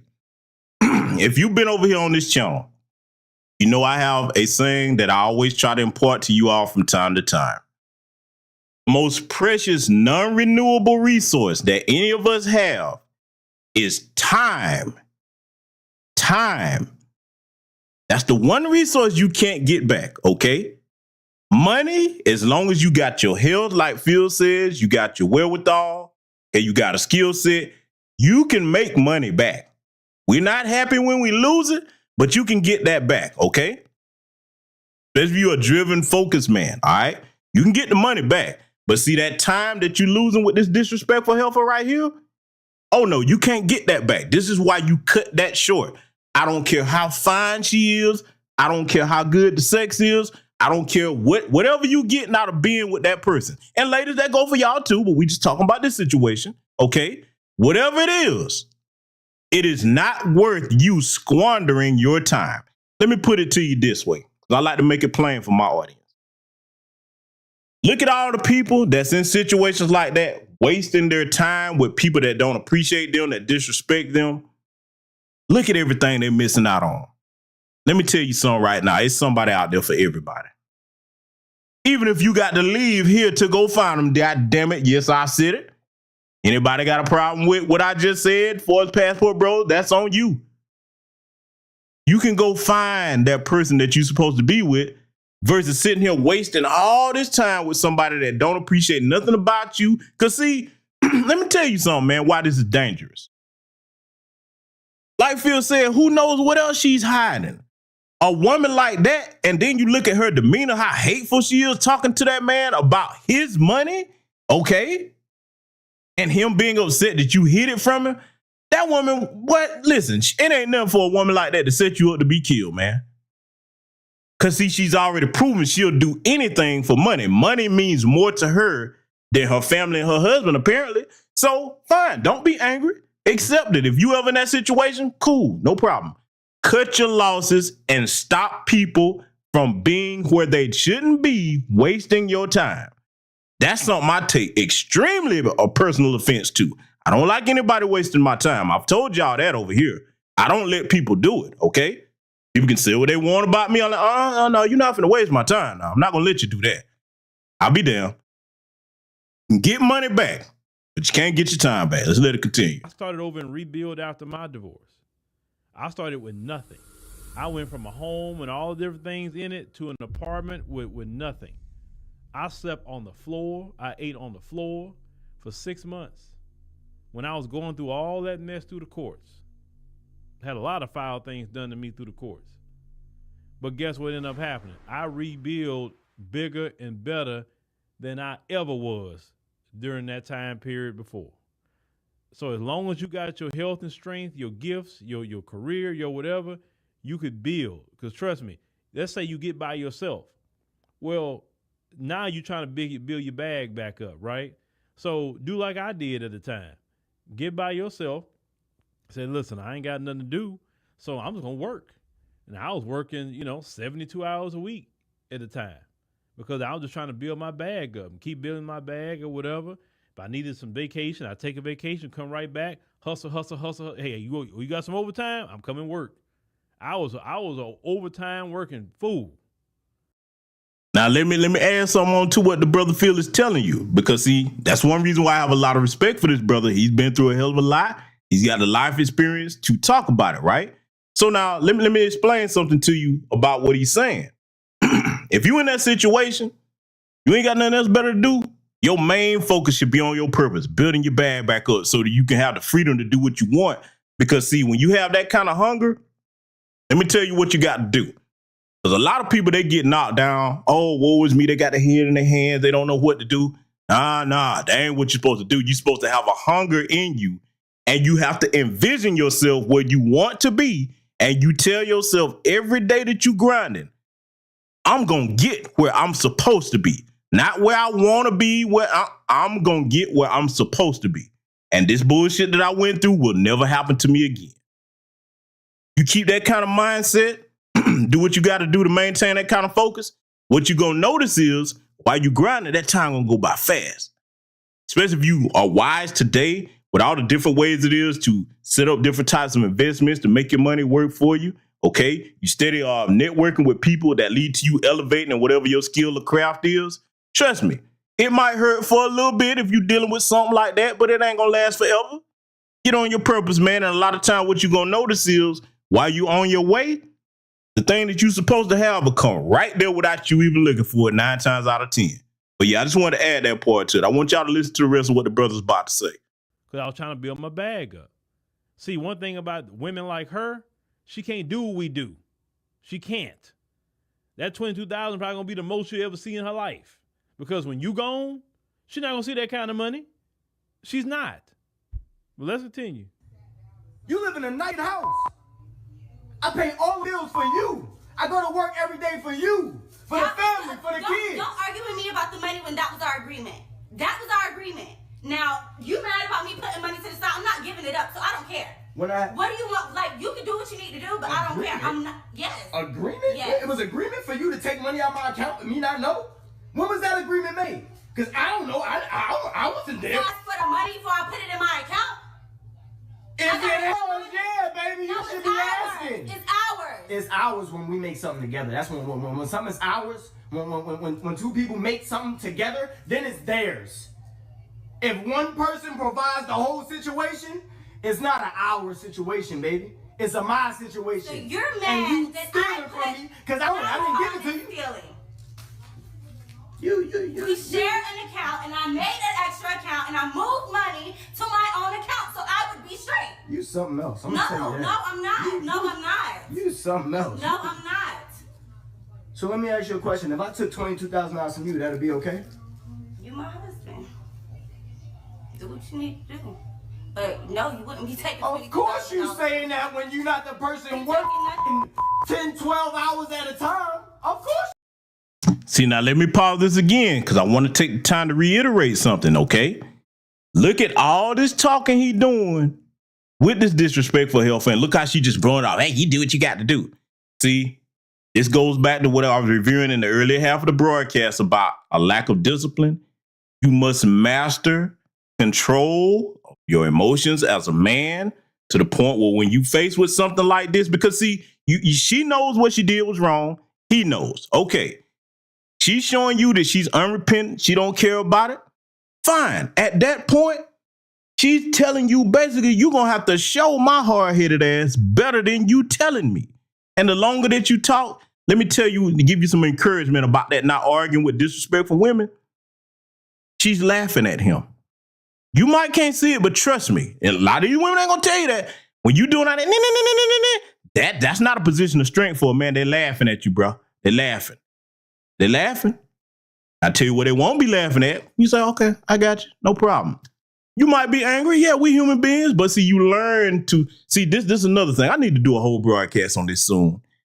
As a man, when you are met with disappointment, disrespect, or anything, especially if it's not immediately life-threatening, you have to learn to channel that disappointment and even that anger into productive, constructive things that are going to add to you as a man. You understand me? That is one of the most valuable assets that will set you apart from your peers. See, a lot of us, and I've said this on previous broadcasts, as foundational Black American freedmen, one important thing about you understanding your history is you have a lot of memories in your blood, okay? We have a lot of righteous anger in our blood. So anytime somebody makes us angry, whether it's somebody that looks like us or definitely a white supremacist, that's going to trigger things in you that you wasn't even aware of, okay? So you have to exercise that discipline with yourself because all of y'all know yourselves better than anybody. And don't lie to yourself about it. If you know you're the type of person where certain things affect you, you need to work on mastering that so that it doesn't put you in a disadvantageous position. You understand what I'm saying? I always seek in life to say, you know what? Before I react, let me calm down and consider what's going to put me in the advantageous position, not the disadvantageous position. Now, arguing with a disrespectful heartbeat like this, let me tell you something. My father always told me that don't waste your life energy and your breath arguing with somebody that's disrespectful, don't care nothing about you. Let it continue. You're not going to say that.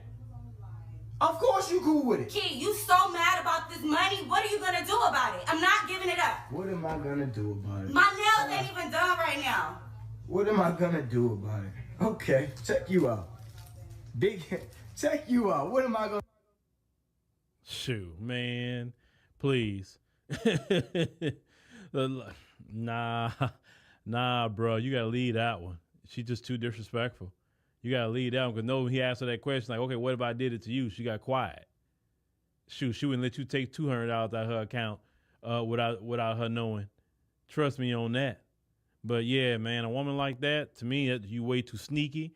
You're lying. You only got caught because of the mail. Because you wasn't going to say anything. So, yeah, you can't. Listen, in a marriage, you got to have trust. If you don't have trust with each other, you don't have a marriage. It's just that simple. You got to trust each other. When a trust is broken, it won't work. And trust is broken on many ways. It's not just the cheating thing, because people like to highlight cheating. And you know finances is actually the number one reason people get divorces. Not even cheating. It's finances. And what this woman did was foul. It was extremely foul. Now, if she was taking $22,000 and putting it up in an account for the kids, something like that, he wouldn't have had an issue with that. But no, she's talking about if I'm good. So to me, you got one foot out the door. You understand what I'm saying? So she got one foot out the door. You might well go ahead and put the other one out the door at that point. Because one thing, men, you don't deserve to be treated like that. Because I would tell you, what one woman won't do, trust me, there are thousands more that will do it all over the world. Because I don't want to limit you to America. All over the world, they will do what's right by you. So don't even get in your head, all these women are this. No, it's not all these women. Nothing. It's that woman you dealing with is that way. That's the part right there I want to emphasize, especially the young black men, because see, when a lot of brothers address these types of issues, they do it in an irresponsible manner. So salute to Brother Phil for doing it in the responsible way. And I'm going to reiterate and back up my brother's statement. Don't look at all women as, they all going to do that. That's her. That's her. Don't discount all the other sisters out there, especially at this day and age, in this economy right now in America. You know how many sisters out here that's looking to get with decent brothers that actually provide? If they was in her seat, listen, let me tell you something, man. A lot of those sisters don't get the credit they deserve. And a lot of them have become disappointed and downtrodden because they think little disrespectful harpies like this are the ones that are winning. Nah, brother, move around, black man, move them around. Yes, you will find you one that'll appreciate that. They'll be like, listen here, what was she doing for you? Listen, I'll do that and then some. Trust me when I tell you, especially when you got your bag right. See, this is why we keep telling y'all, man, don't be a homosexual. You ain't gonna never get no respect that way. And I'm gonna reiterate that point here tonight, because see, I seen some people making some other comments about certain things. Oh, trust me, we gonna get to it.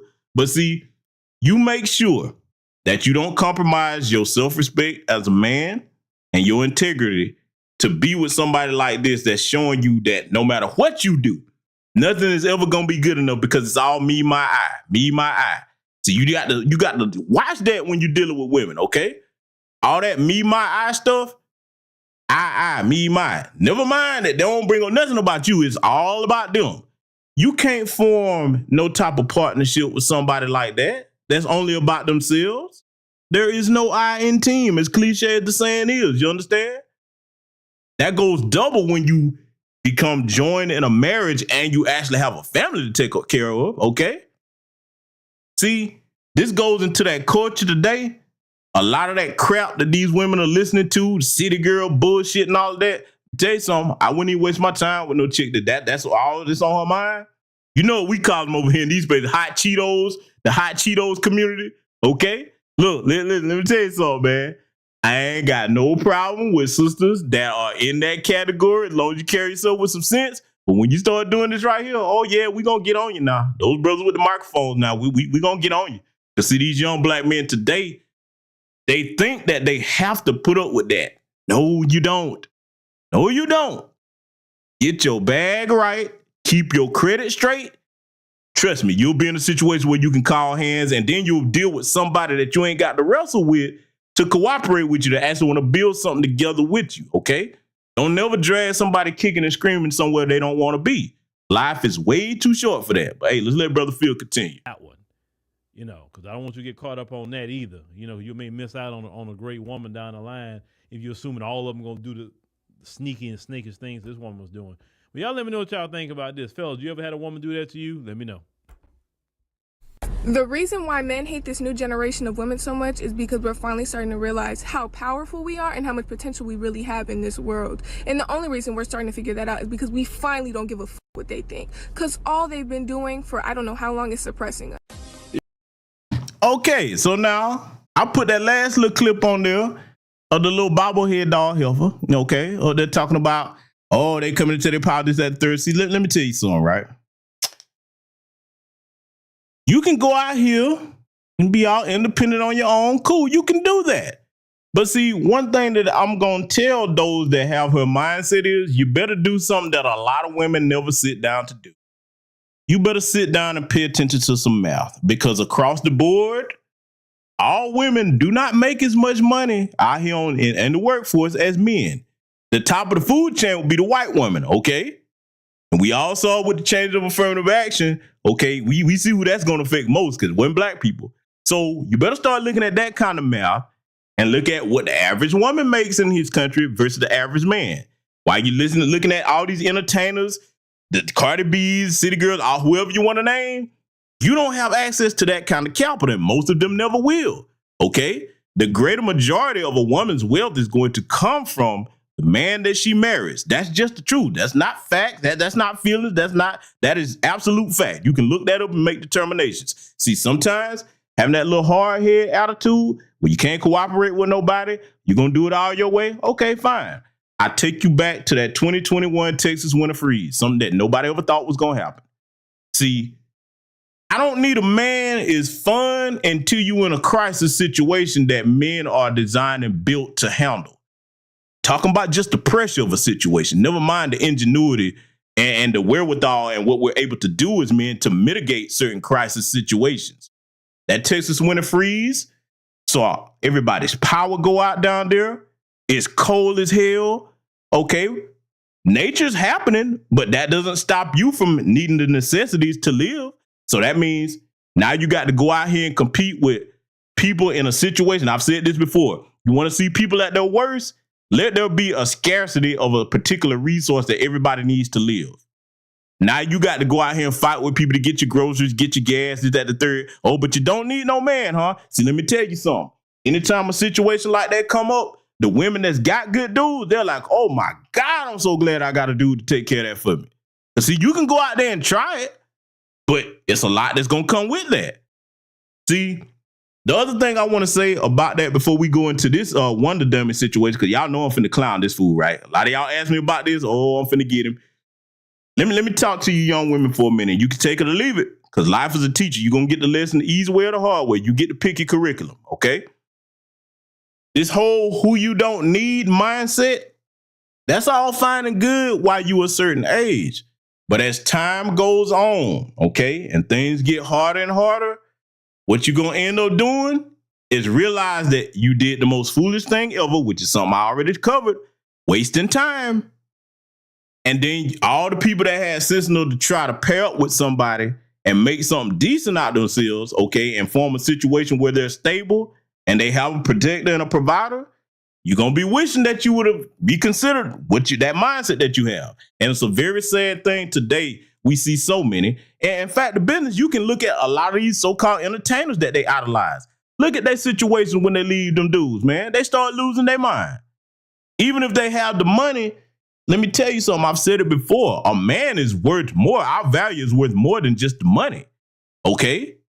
When it comes to somebody protecting your life, when it comes to somebody fixing things, you ain't got to call nobody or pay nobody. You got your man right there that can take care of that. Okay?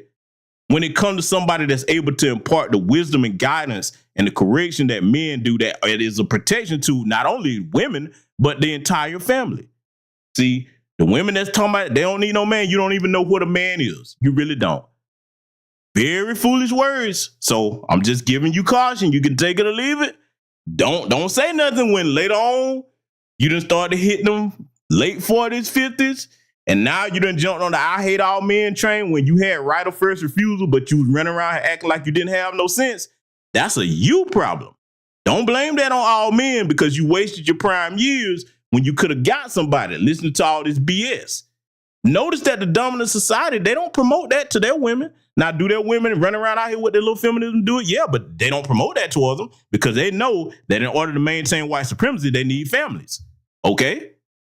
I'm going to leave that alone. But see, what we're finna analyze now. Oh, I got to get this fool right here. Yes, I do. I got to get him. This is Michael Jordan's son. Oh, yeah, Marcus Jordan. Let me talk to the brothers out here. See, even if you're making a lot of money, yes, it is the woman's job to nurture and raise and teach the children. But as a father, if what you're doing for a living takes you away from your family to the point where you're not there to really instill your half of what you need to teach your children, especially a little boy, he grew up lacking. This is what you call a wealthy simp. Basically living off his father's money. Yeah, he does things, but he's nowhere near as wealthy as Michael Jordan. So while Jordan was out there on the road, 82 games a year, away from home, the time that he did have at home, to go to show you, he didn't really teach this boy much because, see, this right here, all the men in here, we know how this is going to end. And before I let this play, you know I got to go ahead and get my jokes. You know I got to get my joke. Marcus, you went behind Scottie Pippen to get his leftovers. Basically what you did, that's the equivalent of one of us chewing some food and spitting it out and you going and picking it up and putting it in your mouth and then you actually swallow it. You go chase this little Botox face, collagen injected lip heifer right here. What you want with somebody's leftovers, boy? Then you see, look, you know what? I'm going to let y'all listen to this and then we going to get started breaking some things down. Because, see, boy, somebody got to correct this foolishness out here. We can't just let this go and not say this.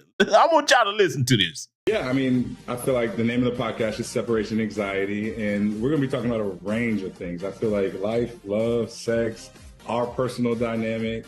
And I think it's twofold. One, it gives us a platform to kind of clear the air about a lot of misconceptions about our relationship and our background. But then also I feel like, excuse me, we just want to give a lot of, advice and tips and our perspective to couples that maybe are experiencing the same thing or, that's kind of our goal. I feel like there was so much information that was Oh, you know what? I forgot about that project, Leroy. That's right. That is Future's leftovers. Oh, my God. Oh, I forgot about that. See, that's why I love my chat room. Y'all are so intelligent and up to date on things. Before we continue, let me tell you something. Let me tell you something. If you really value yourself as a man, it's certain types of men that you be like, even if you did bring that over here to me, I don't want it no more. Future? I don't want nothing Future had. Let me tell you something right now. You want to get rid of me? Let me find out you were dealing with him. Oh, shit. Him? Oh, no. Oh, my God. Hey, good looking for pointing that out, man. But, hey, let's let this train wreck of a foolishness here continue. out there about us that was inaccurate. And so this would give us a platform. We could basically set the record straight, tell people who we are, what we're about, and just give advice. Yeah. We just shot our second episode, and our second episode was about age gap, like our age gap. I don't know, I'm sure we're going to have guests at some point. I think the first 5 episodes are basically just about us and our journey and, just letting people know our thoughts on all the misconception about us and just, Yeah, I think eventually as the season develops, we'll definitely have some guests on, and depending on the topic of the discussion, the guest types might vary. I think we're doing great. I think, early on, we were a little more cautious and just trying to tiptoe because we didn't know what the reception would be. And honestly, it was happening so fast and, maybe even faster than we thought. We were really just friends early on, and it kind of snowballed into this, committed relationship. And I think... Is it just me, brothers in the chat room? Is it just me, or do this boy demeanor come off as ultra cotton candy soft? Now, I don't know how many of you have actually had the opportunity to meet Michael Jordan. Let me go ahead and tell you something right now. Michael Jordan is a goon, man. And he's a coon too. Yeah, yes, he is. Yeah, he be cooning. He do certain things here and there, but Jordan is a hardcore stomp down coon. I got to call it like it is. A goon and a coon. Jordan ain't no soft dude. I'm looking at his son. I'm like, damn, boy, you don't take after your father at all. You don't. This soft demeanor that he got. Then let's not talk about the age gap. Let's go here. He was a little boy when she was around him. Now your old funky dusty behind is in a relationship with this dude, man, and he too game goofy to look at what you just did to Scotty. Cause we gonna get to that in a second. Oh, we gonna get to that. Oh, we are. He's sitting up here, not knowing, and see, this is where I'm shocked at Jordan. You didn't train your boy, man, to be like, hey, man, you ain't never supposed to be second fiddle, go after nobody's leftovers like that.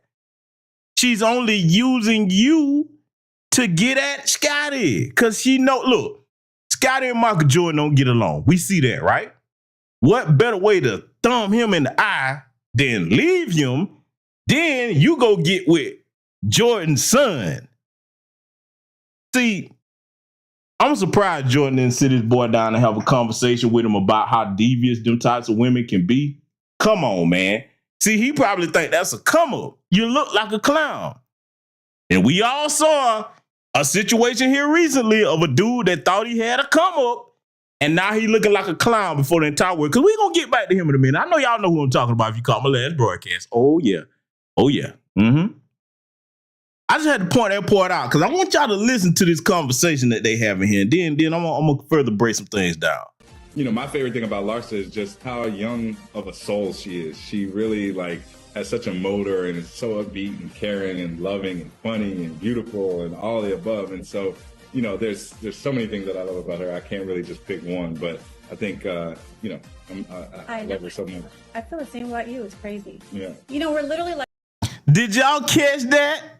Oh, look. I'm trying not to laugh.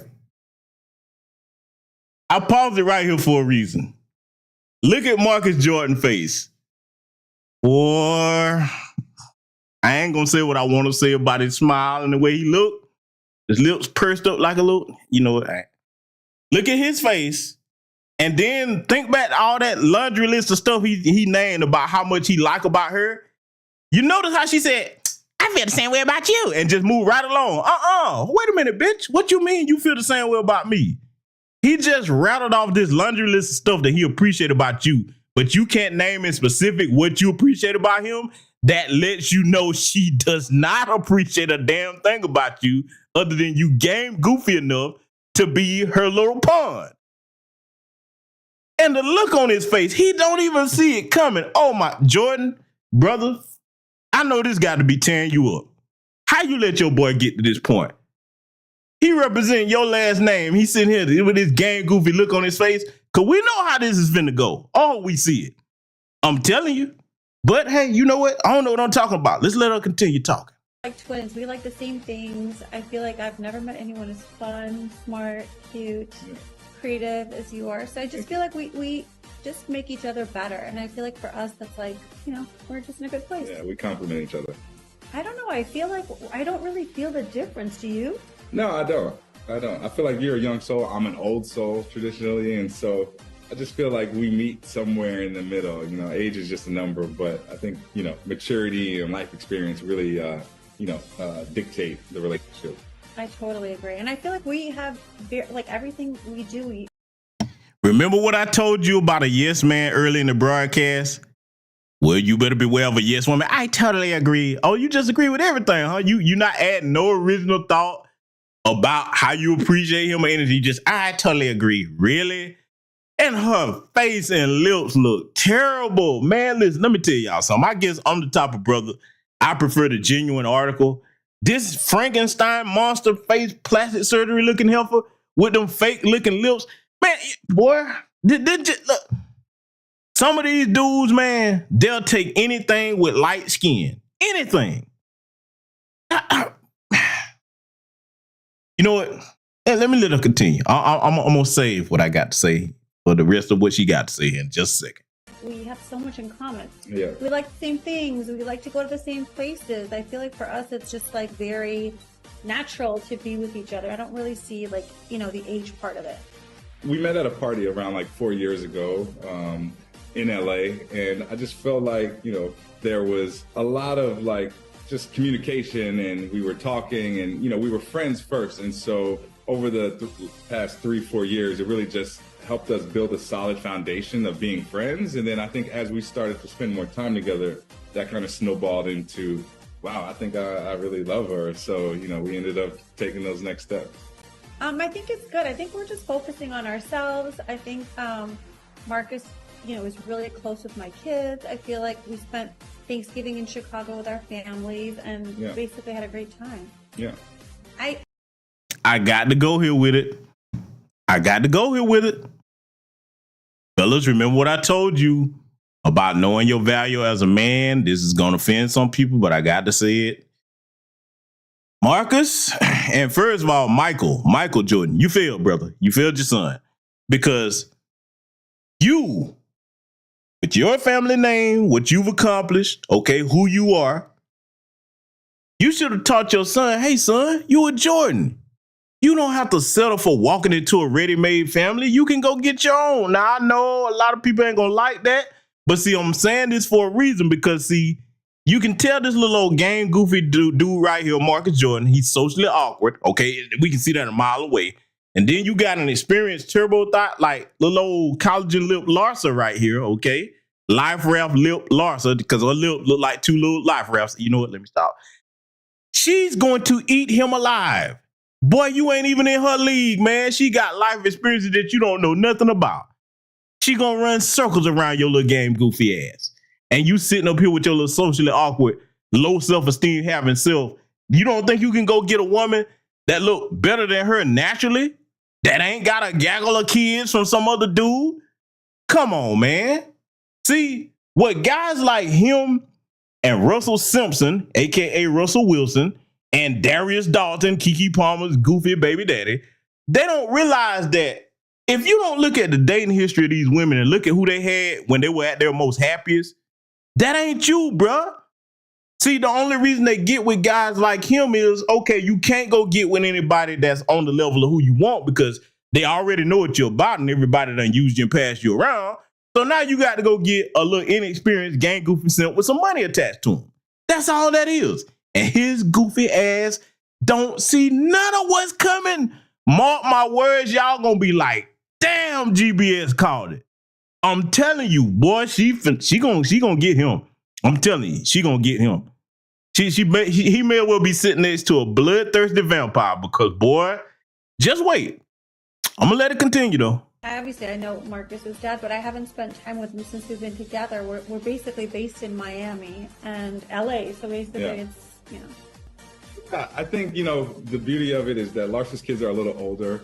And I feel like when you're dating someone with kids and they're younger, then maybe you need to be a little more involved or, put your opinion in the relationship a little more. And for me, I'm more of a fly on the wall. They're great kids. Larsa she's like best friends with them, so they talk every day. And so I just feel like, her relationship with her kids really inspired me that, one day when I do have children, I want to be a parent like she is. I mean, I don't know. I'm assuming like if you're with someone for a period of time, maybe you do get married. I think so. I think it's, it's definitely on the table. I feel like it's early, in our relationship, but we've actually we're going to talk about this on the podcast. I feel like, we both have different cultural upbringings where I feel like, your upbringing, traditionally you get married at a younger age, you start a family at a younger age. And for me, from my perspective, I feel like I was always so focused on one, playing basketball as a kid, and then two, starting my business, that I treat Trophy Room as my baby. And so I've just never really had that mindset. But now that I'm, 32 and starting to become more of an adult, and on my 2 feet, I'm starting to entertain the idea of marriage and kids. And so eventually we'll get there. We'll have that conversation. For me, I don't really have a response. I, let people that are misinformed be misinformed. I feel like, people see our last names and, immediately want to have some sort of reaction or opinion. Yeah. But I feel like as people get to know us and understand our situations more, they're way more happy for us and just want to see us, live in our truths and be happy. Did you hear what came out this little soft-spined boy's mouth? Family, what have I told you about that? What have many of us told you over in these spaces about a man goofy enough to let the phrase, my truth, come out of his mouth? There is no my truth, your truth. There is only the truth. This boy is soft as baby turds. He's soft and about half as smart as one. Man, listen, man. You sitting up here with this heifer. You're not looking at her dishonorable behavior with her ex-husband, okay? You're not looking at none of that. You don't have half of his status and influence on your own. You attached to your daddy's money. You really think she respects you more than she respects her ex-husband? Just let that sit in and marinate for a minute. No, now I know most of the guys over here get it. Hey, look, Dwayne Williams, you were right. I got to go ahead and see it. Lamont, you big dummy. Marcus, you big dummy. Big ultra double dip, stupid chocolate coated dummy. Stupid. See, Guys like this, they're like needles in a haystack. And that's what all of these women are running around saying the Sierra prayer for. They hope they can find a big, stupid dummy like him that's attached to some money that they can run circles around. But see, they're in short supply. The Sierra prayer ain't gonna work. It's not many out here like him. A productive, or I can't even say productive, a wealthy simp. Oh no, it ain't a lot of them out here. Especially not amongst brothers, okay? You know you're not gonna take that over there with no white men. They're not gonna have that, okay? And see, to go to show you he doesn't understand his value as a man. Bro, what you want a former pass around turbo thought for? For what, bro? What you gonna do with that? You talking about marriage and giving her your last name? See, I'm gonna save what I'm about to say, but I'll say this right now. We value our last names as men because we're not running around here giving our last name to any and everybody.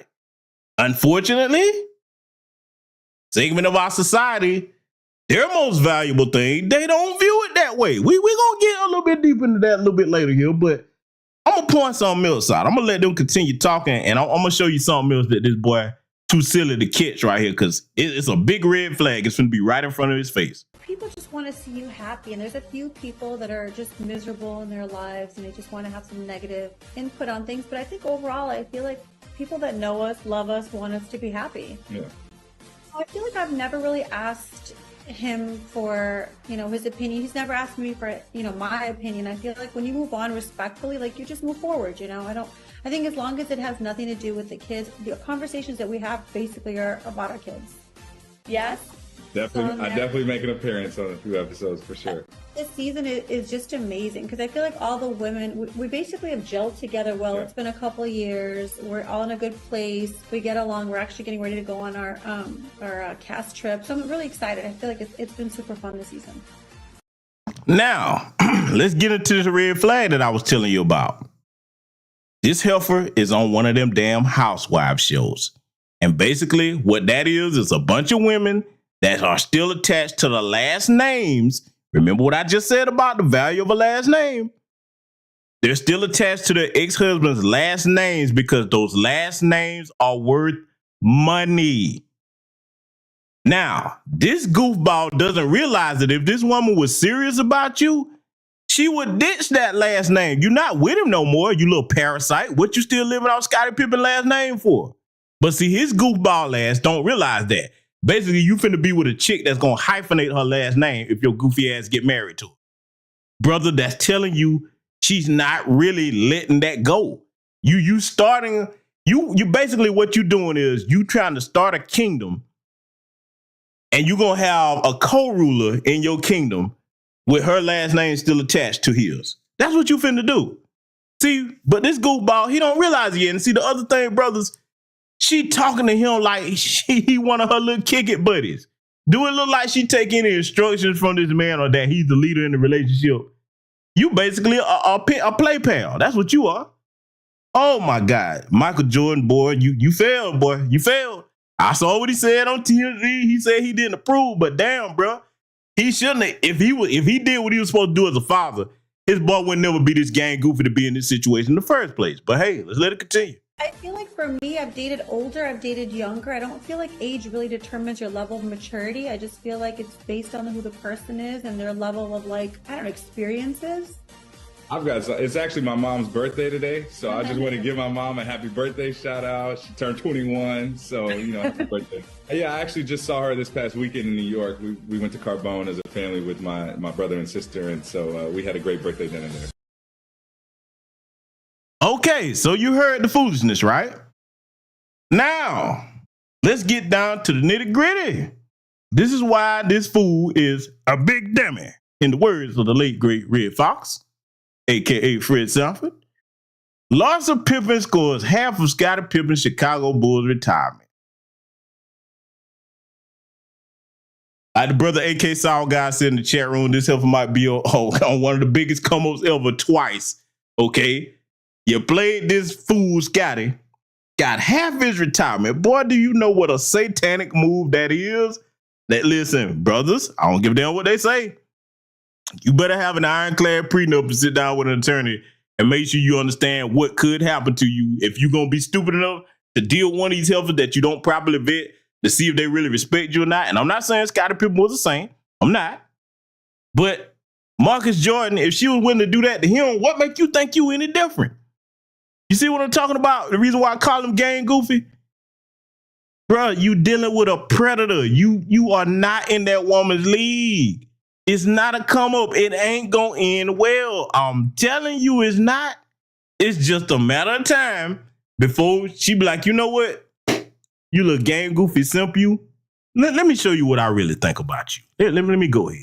See, the first time that she do something that he don't like, and he try to assert himself as a man since he didn't start off in a power position in the lead, or she gonna let him know. She gonna be like, okay, all right, enough of these fun again. Let me show you what I really think about you.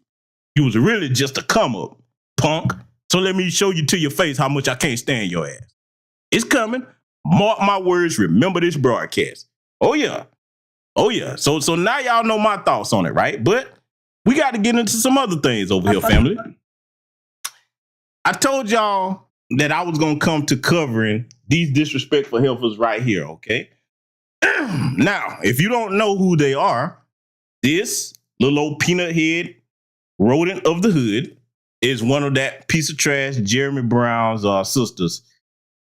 I'm going to play something, and then I'm going to break some things down to show you why it fits into what we're discussing here tonight, especially at the beginning of the broadcast. Internet trolling, cause I put Knockout King on my motherfucking shirt. Bitch, he is the Knockout King of the motherfucking hundreds, bitch. Before this motherfucking situation, y'all really dragging this motherfucking case. Y'all really just want to have something to talk about. Y'all really got too much time on y'all motherfucking hands. Y'all really getting on my motherfucking nerves, and we really laughing at y'all. Y'all really making us famous. And thank you for the 10,000 views. Like, y'all ass going crazy. Yeah, y'all did y'all big one.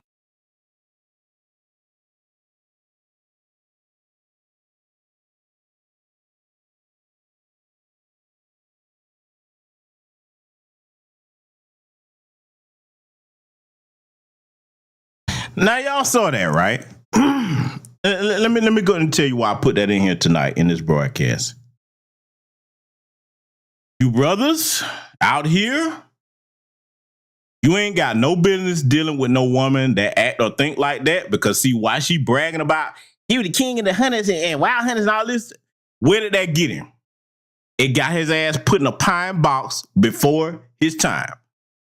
His reckless, undisciplined behavior. You see what I'm saying? See, I covered several things if you just joined us here tonight in this broadcast, and I put that in there for a reason, okay? Because see, when you running around here like Billy Badass, you don't think you got to respect nobody. There's something else we covered at the beginning of the broadcast, leading with disrespect. Yeah, you might have been the terror of the wild hunters, running around terrorizing everybody, but see, every dog has his day. You think you're just going to be able to do that forever with no consequences? And we saw what happened that night that he was in that little quick stop restaurant, whatever you want to call it. He went and jumped on that boy's mom, and that boy pulled out that thing and did what that young man was supposed to do in a situation like that when your mother's life is on the line and being threatened. Okay? So yeah, I put that in there to show you why being disrespectful can often be fatal. All right? And shame on all of them for being so ignorant as to sit up there and put Knockout King on their shirt. Okay, where did it get him? But see, I don't expect a rodent of the hood to have any integrity or honor. I really don't. I don't. So we got to circle back around to Darius Jackson, Darius Dalton, whatever his name is, family. Oh yeah, I got to cover this one more time because we're going to read his tweet one more time. We've seen it. All of you should have seen it by now. We live in a generation where a man of the family doesn't want the wife and mother to his kids to showcase booty cheeks to please others, and he gets told how much of a hater he is. This is my family and my representation. I have standards and morals to what I believe. I rest my case. Okay. That's the original statement that everybody jumped on his head about, right? Read it one more time, because see, we got to break something down again. I'm going to reiterate what I said before. She disrespected him publicly. He had to right to check her publicly because, see, let me explain why. A lot of people took issue with that. Let me tell you why I'm saying it. There are situations that you can be put in as a man when it's not just about the woman anymore, it's about you. I'm going to give you an example. Any of you brothers in here, okay, listen to this broadcast. If you went out with your lady or what have you to, let's just say a restaurant, whatever, okay. Now, everybody in there see that you walked in together. They know y'all are with each other, okay? No doubt about it. Some dude come waltzing over there. Your lady stand up or whatever, get ready to go to the bathroom. You look across the way from the table. He runs over there and palms her ass right in front, knowing you there now. He see you. I ain't talking about this song where he don't know you there. He see you. At that point, let me tell you how I'm going to handle that. At that point, it's not just about her anymore. Nigga, you disrespected me. Now I got to put hands on you. Oh, yes, that's a situation where you do that. I'm finna handle you, buddy. I just have to pay bail. I'm going to make it clear that you don't try me or anything connected to me like that. Now, going back to Darius' situation for checking her publicly. She disrespected him publicly. So at that point, it ain't about that disrespectful heifer no more. It's about where you stand as a man and you say, okay, listen, you did that publicly. I'm letting you know, I want the world to know that, yes, you did it, but I don't approve of it. That's for your own integrity as a man. So you got a lot of people that didn't understand that. They took issue when I said that. Fine, your prerogative. But that's what men do, okay?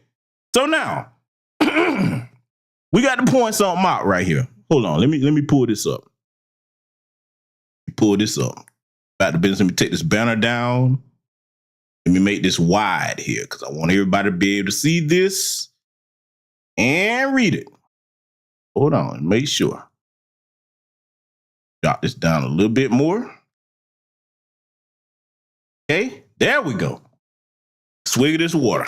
Well, we're finna break something down. All right. Direct your attention to the screen, family. Top post.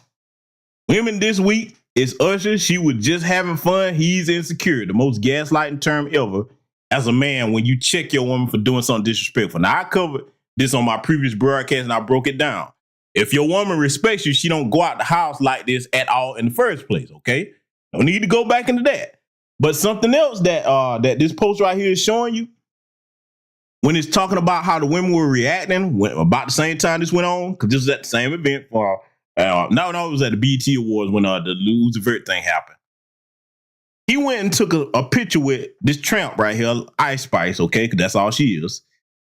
Women, they said they would have done more than throw a phone. That's disrespectful, period. Okay, so he merely took a picture with this woman. Didn't touch her, didn't do none of that disrespectful shit, didn't embrace her as far as I know. Now, y'all correct me if I'm wrong, because I didn't watch that trashy ass BET Music Award, okay? I don't even watch that channel. So if he didn't embrace Ice Spice or do any of that stuff, and she wasn't twerking all on him while he was there with his lady, how is taking a picture with her disrespectful?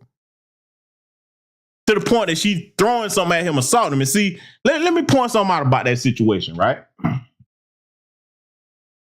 These are little dudes like Lil Uzi Vert with his little suspect behind. Oh, yeah, I'm saying it. When I was coming up, you had guys that was slim or whatever, but they had some type of build to them. Running around here like little paper thin little girls. I got choked up just saying it. I'm trying not to clown this dude because I really want to clown him. If you're a man and you that thin running around, bro, and you don't do nothing to improve your physique, yes, women are going to try you like that, okay? Because they look at you like, nigga, I'll pick you up with my pinky and body slam your little punk behind. I ain't got to respect you. You see what I'm saying? It's so much I want to say about this, but I'm going to keep this part short. Fellas, if you buy that size, you got to do something about that. You can't stay that size. No, okay? You can't. I'm going to take that down. I just wanted to go there and touch on that because a lot of people was talking about it. But we got to get back to this Darius Jackson situation and the Keke Palmer situation, should I say, right? She's a star, right? We got to give all the attention. She needs the attention, right? Okay? I'm finna show you something. Yeah, I'm doing a full screen on it. Because if she's going to go out in public like that, she wanted everybody to see it. Okay, we gonna analyze it again. This right here, women defending this, talking about this is okay. This has shown the brothers who's not wife material, who you don't give your last name to, who you don't put a baby in. Rejoice, be happy that all of them are coming out taking sides on this. See, I told you again, you shouldn't be angry. You should be happy. They're making it easier than ever to disqualify the ones of them that think that way. Okay? Look at this, man. Is any woman in their right frame of mind? Well, the ones that's not in the right frame of mind, I don't expect them to have any type of common sense. But who wants their woman representing them like this and their family name like this? Your whole behind is out. This ain't even a dress. You basically in some damn lingerie. And see, let me show you something else for the women that's running around talking about it wasn't a big deal. Okay, let's go there with it. Let's use that logic. What happens if she with her dude, and since she want to show everything to everybody, if he decide to say, hey, you know what? Them same people that was egging you on, let them come defend you while this dude's about to whoop your ass. Nah, it ain't my business. You belong to everybody. Hey, why do I? Big boss, that's what she calls herself, right? Big boss, you handle that, big boss. Big boss don't need no male protection if you're going to disrespect your protector that you're supposed to be with. I'm just saying, see, the women get it when you put it that way. Because, see, as I said before, like that little helper was talking about, don't need no man, this, that, the third. Oh, yeah, you change that tune when you're in a situation where you do need a man. So I'm posing the question. What if he just said, okay, since you want to show what's supposed to be for my eyes on to everybody, let them people that was encouraged you protect you. In fact, the business called Usher to come protect you. Don't look to me for nothing. You see what I'm saying? He would be well within his rights if he did that. He would. See, this whole thing where you got women trying to blur the lines between being a wife and a hoe, let me tell you something, brothers with a backbone, you better hold the line. Make them heifers pick. You going to be one or the other, but you not going to be both. Okay? I'm finna show you something else, though. Y'all going to think hell done froze over. Because, see, one of the things about your brother over here, I will give people credit that I disagree with when they get something right. Oh, this going to blow y'all mind what I'm finna show you next. Because, see, I put this, what we going to review next in here for a reason. Even a broken clock is right twice a day. I'm going to play something for y'all, and I want y'all to pay attention to it as we break something down here because, see, we finna learn some very valuable lessons over here in this broadcast tonight.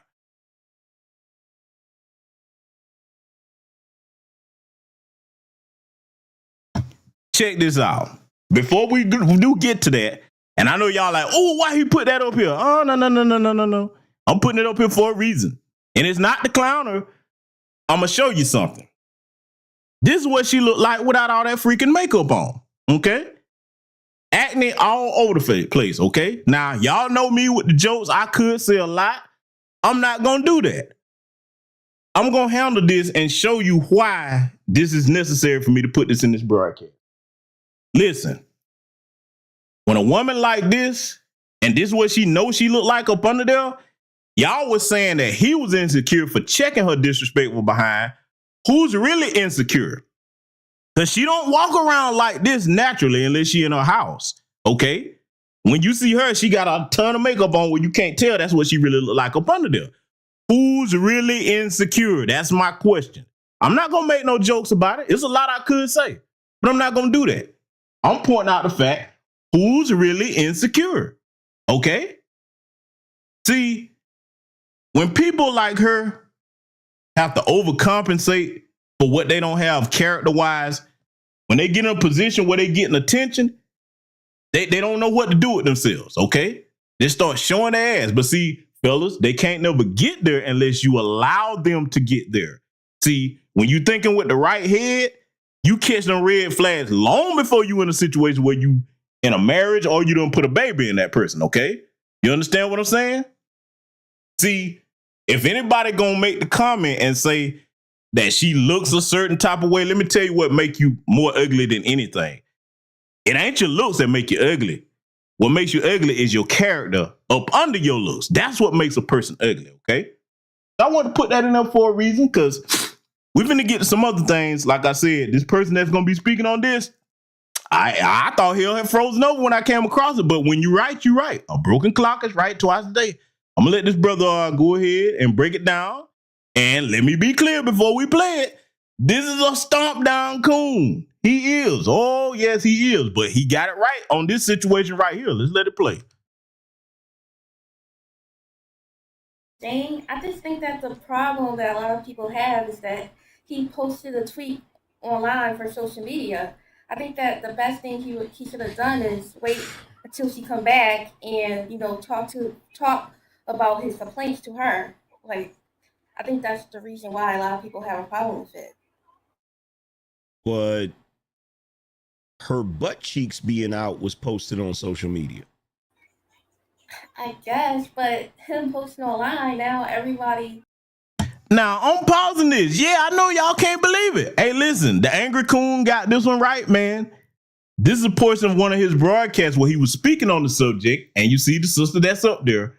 Notice what he was asking her. He was talking about Kiki having the goods on display in public, internationally, for everybody to see, disrespecting her dude. And when he pointed that out, did you hear what this chick up here said? I guess. No, there's no I guess. We saw her ass hanging out. See, ladies, let me tell you something. This little bullshit, like I told you, where some of you that aren't out there participating in the turbo thought behavior are trying to defend the turbo thought, so that just in case you do it, you want a support system, you better stop that, because it's making you look very disgusting in the eyes of men. You showing that you don't have any value when it comes to integrity, and a man can never trust you. What do you mean, I guess, when we saw it with our own eyes? That's why I showed it to you tonight. I guess. No, there's nothing to guess. Her ass was hanging out. That is not the way you present yourself as somebody's woman. Okay, especially if you want this man to take care of you, and you damn sure don't present yourself that way if you're somebody's mother. But see, this kind of gaslighting and trying to downplay things, see, I'm going to tell you something. Those of you that this applies to, you're going to have it very hard, because see, a lot of men are drawing lines in the sand with this behavior. I'm doing this to warn you. If this is your mindset, men ain't finding it cute. And I'm not just talking about average men. I'm talking about the ones you say you want. See, ask yourself this. The type of men that a lot of y'all say you want, because I'm talking past the sisters in the audience. A lot of you that say the type of men that you want, do you really think that you're going to get them men if they can't trust you? We need you to be able to call a spade a spade. There's no I guess. Her ass was out. I want y'all to listen to this exchange the angry man is going to have with this chick right here, because she's one of his regulars in this chat, but I'm going to let this continue. Now into this relationship, now everyone can have opinions, but like he talked to her in private and, you know, talk about, hey, I don't really agree with your, you know, bottom online, then I also don't get it also doesn't allow people to jump in a relationship, like she and them have problems and stuff, if that makes sense. Well, here's the thing. This is a no-win situation for him. As a man, it's a no-win situation for him. Because if he says something publicly because she was on display publicly, then he's wrong for that. But if he hadn't said a word, if he hadn't tweeted, he hadn't said anything, people would be like, yo, ain't Kiki in a relationship? Why is her man not saying nothing about her being up there half naked?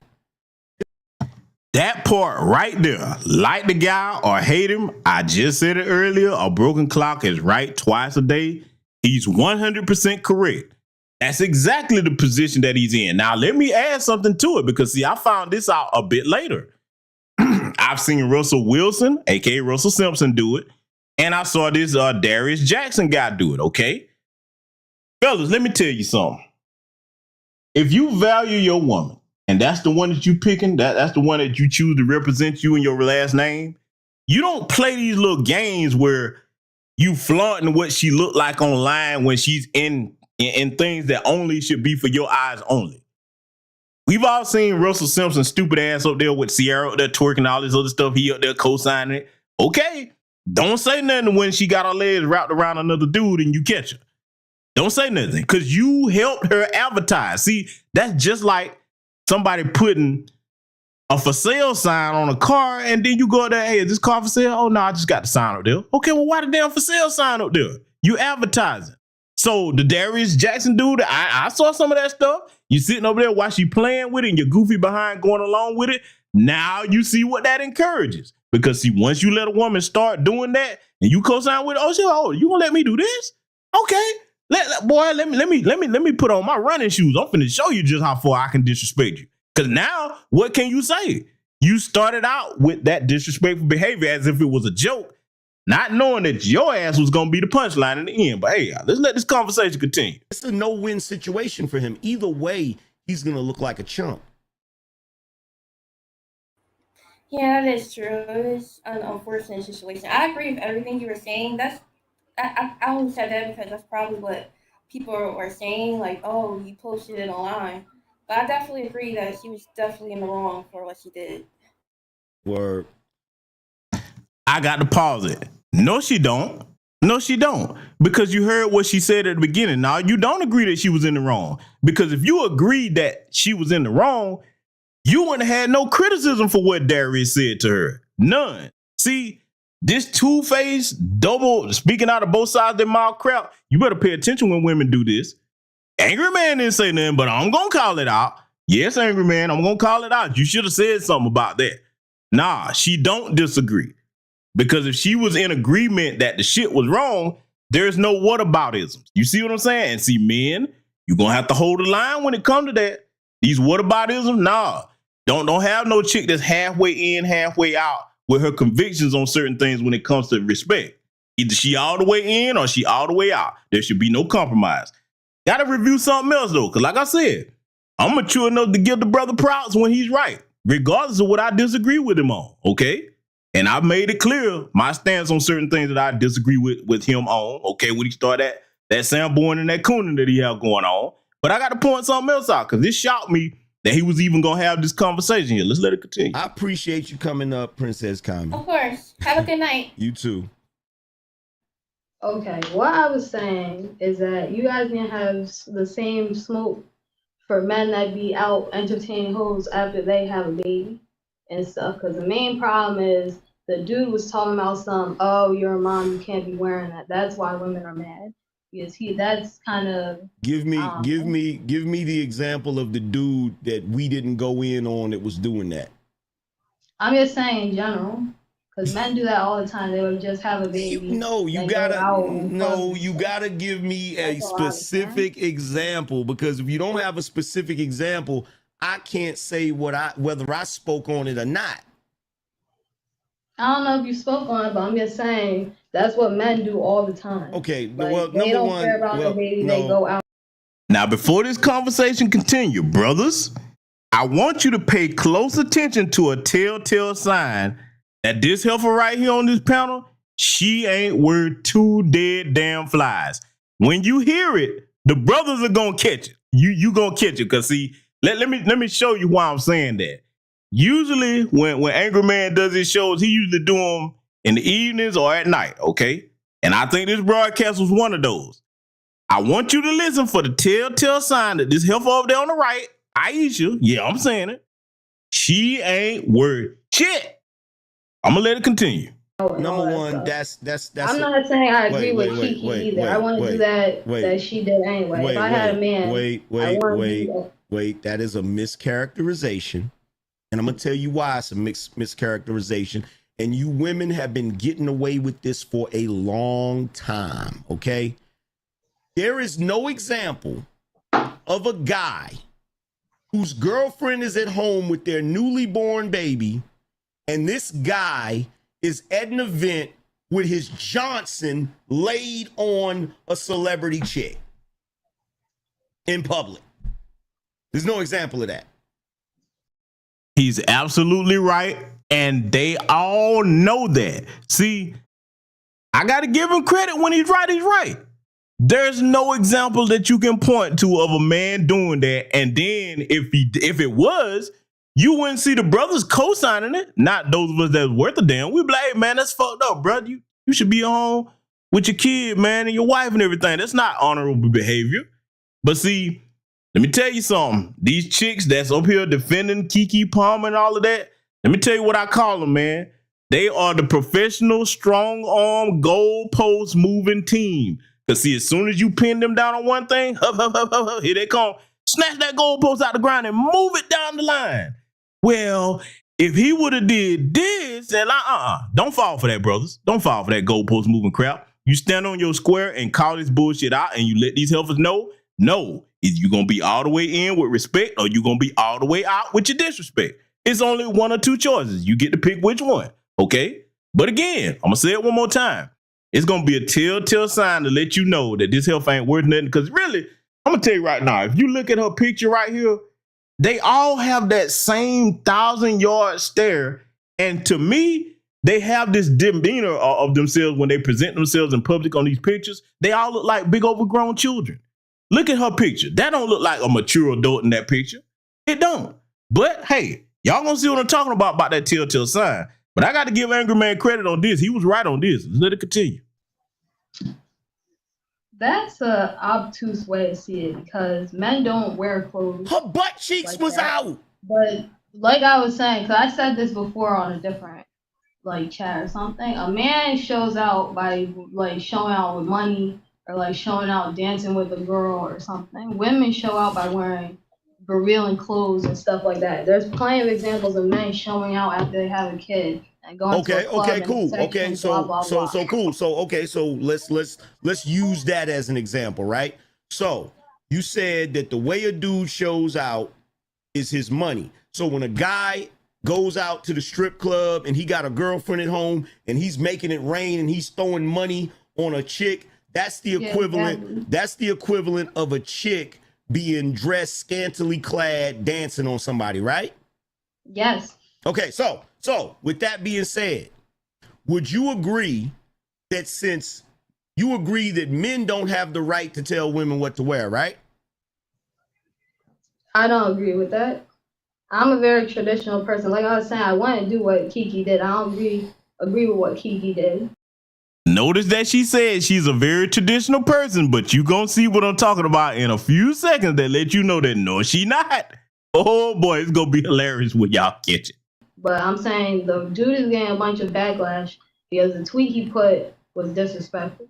So you don't if agree. He said it in a different way. He so want to you get don't- all that stuff. Him trying to say, "Oh, she's a mom. Oh, she can't wear that." That's the issue. So if you don't agree with Kiki wearing what she's wearing, why do you have a problem with him calling it out?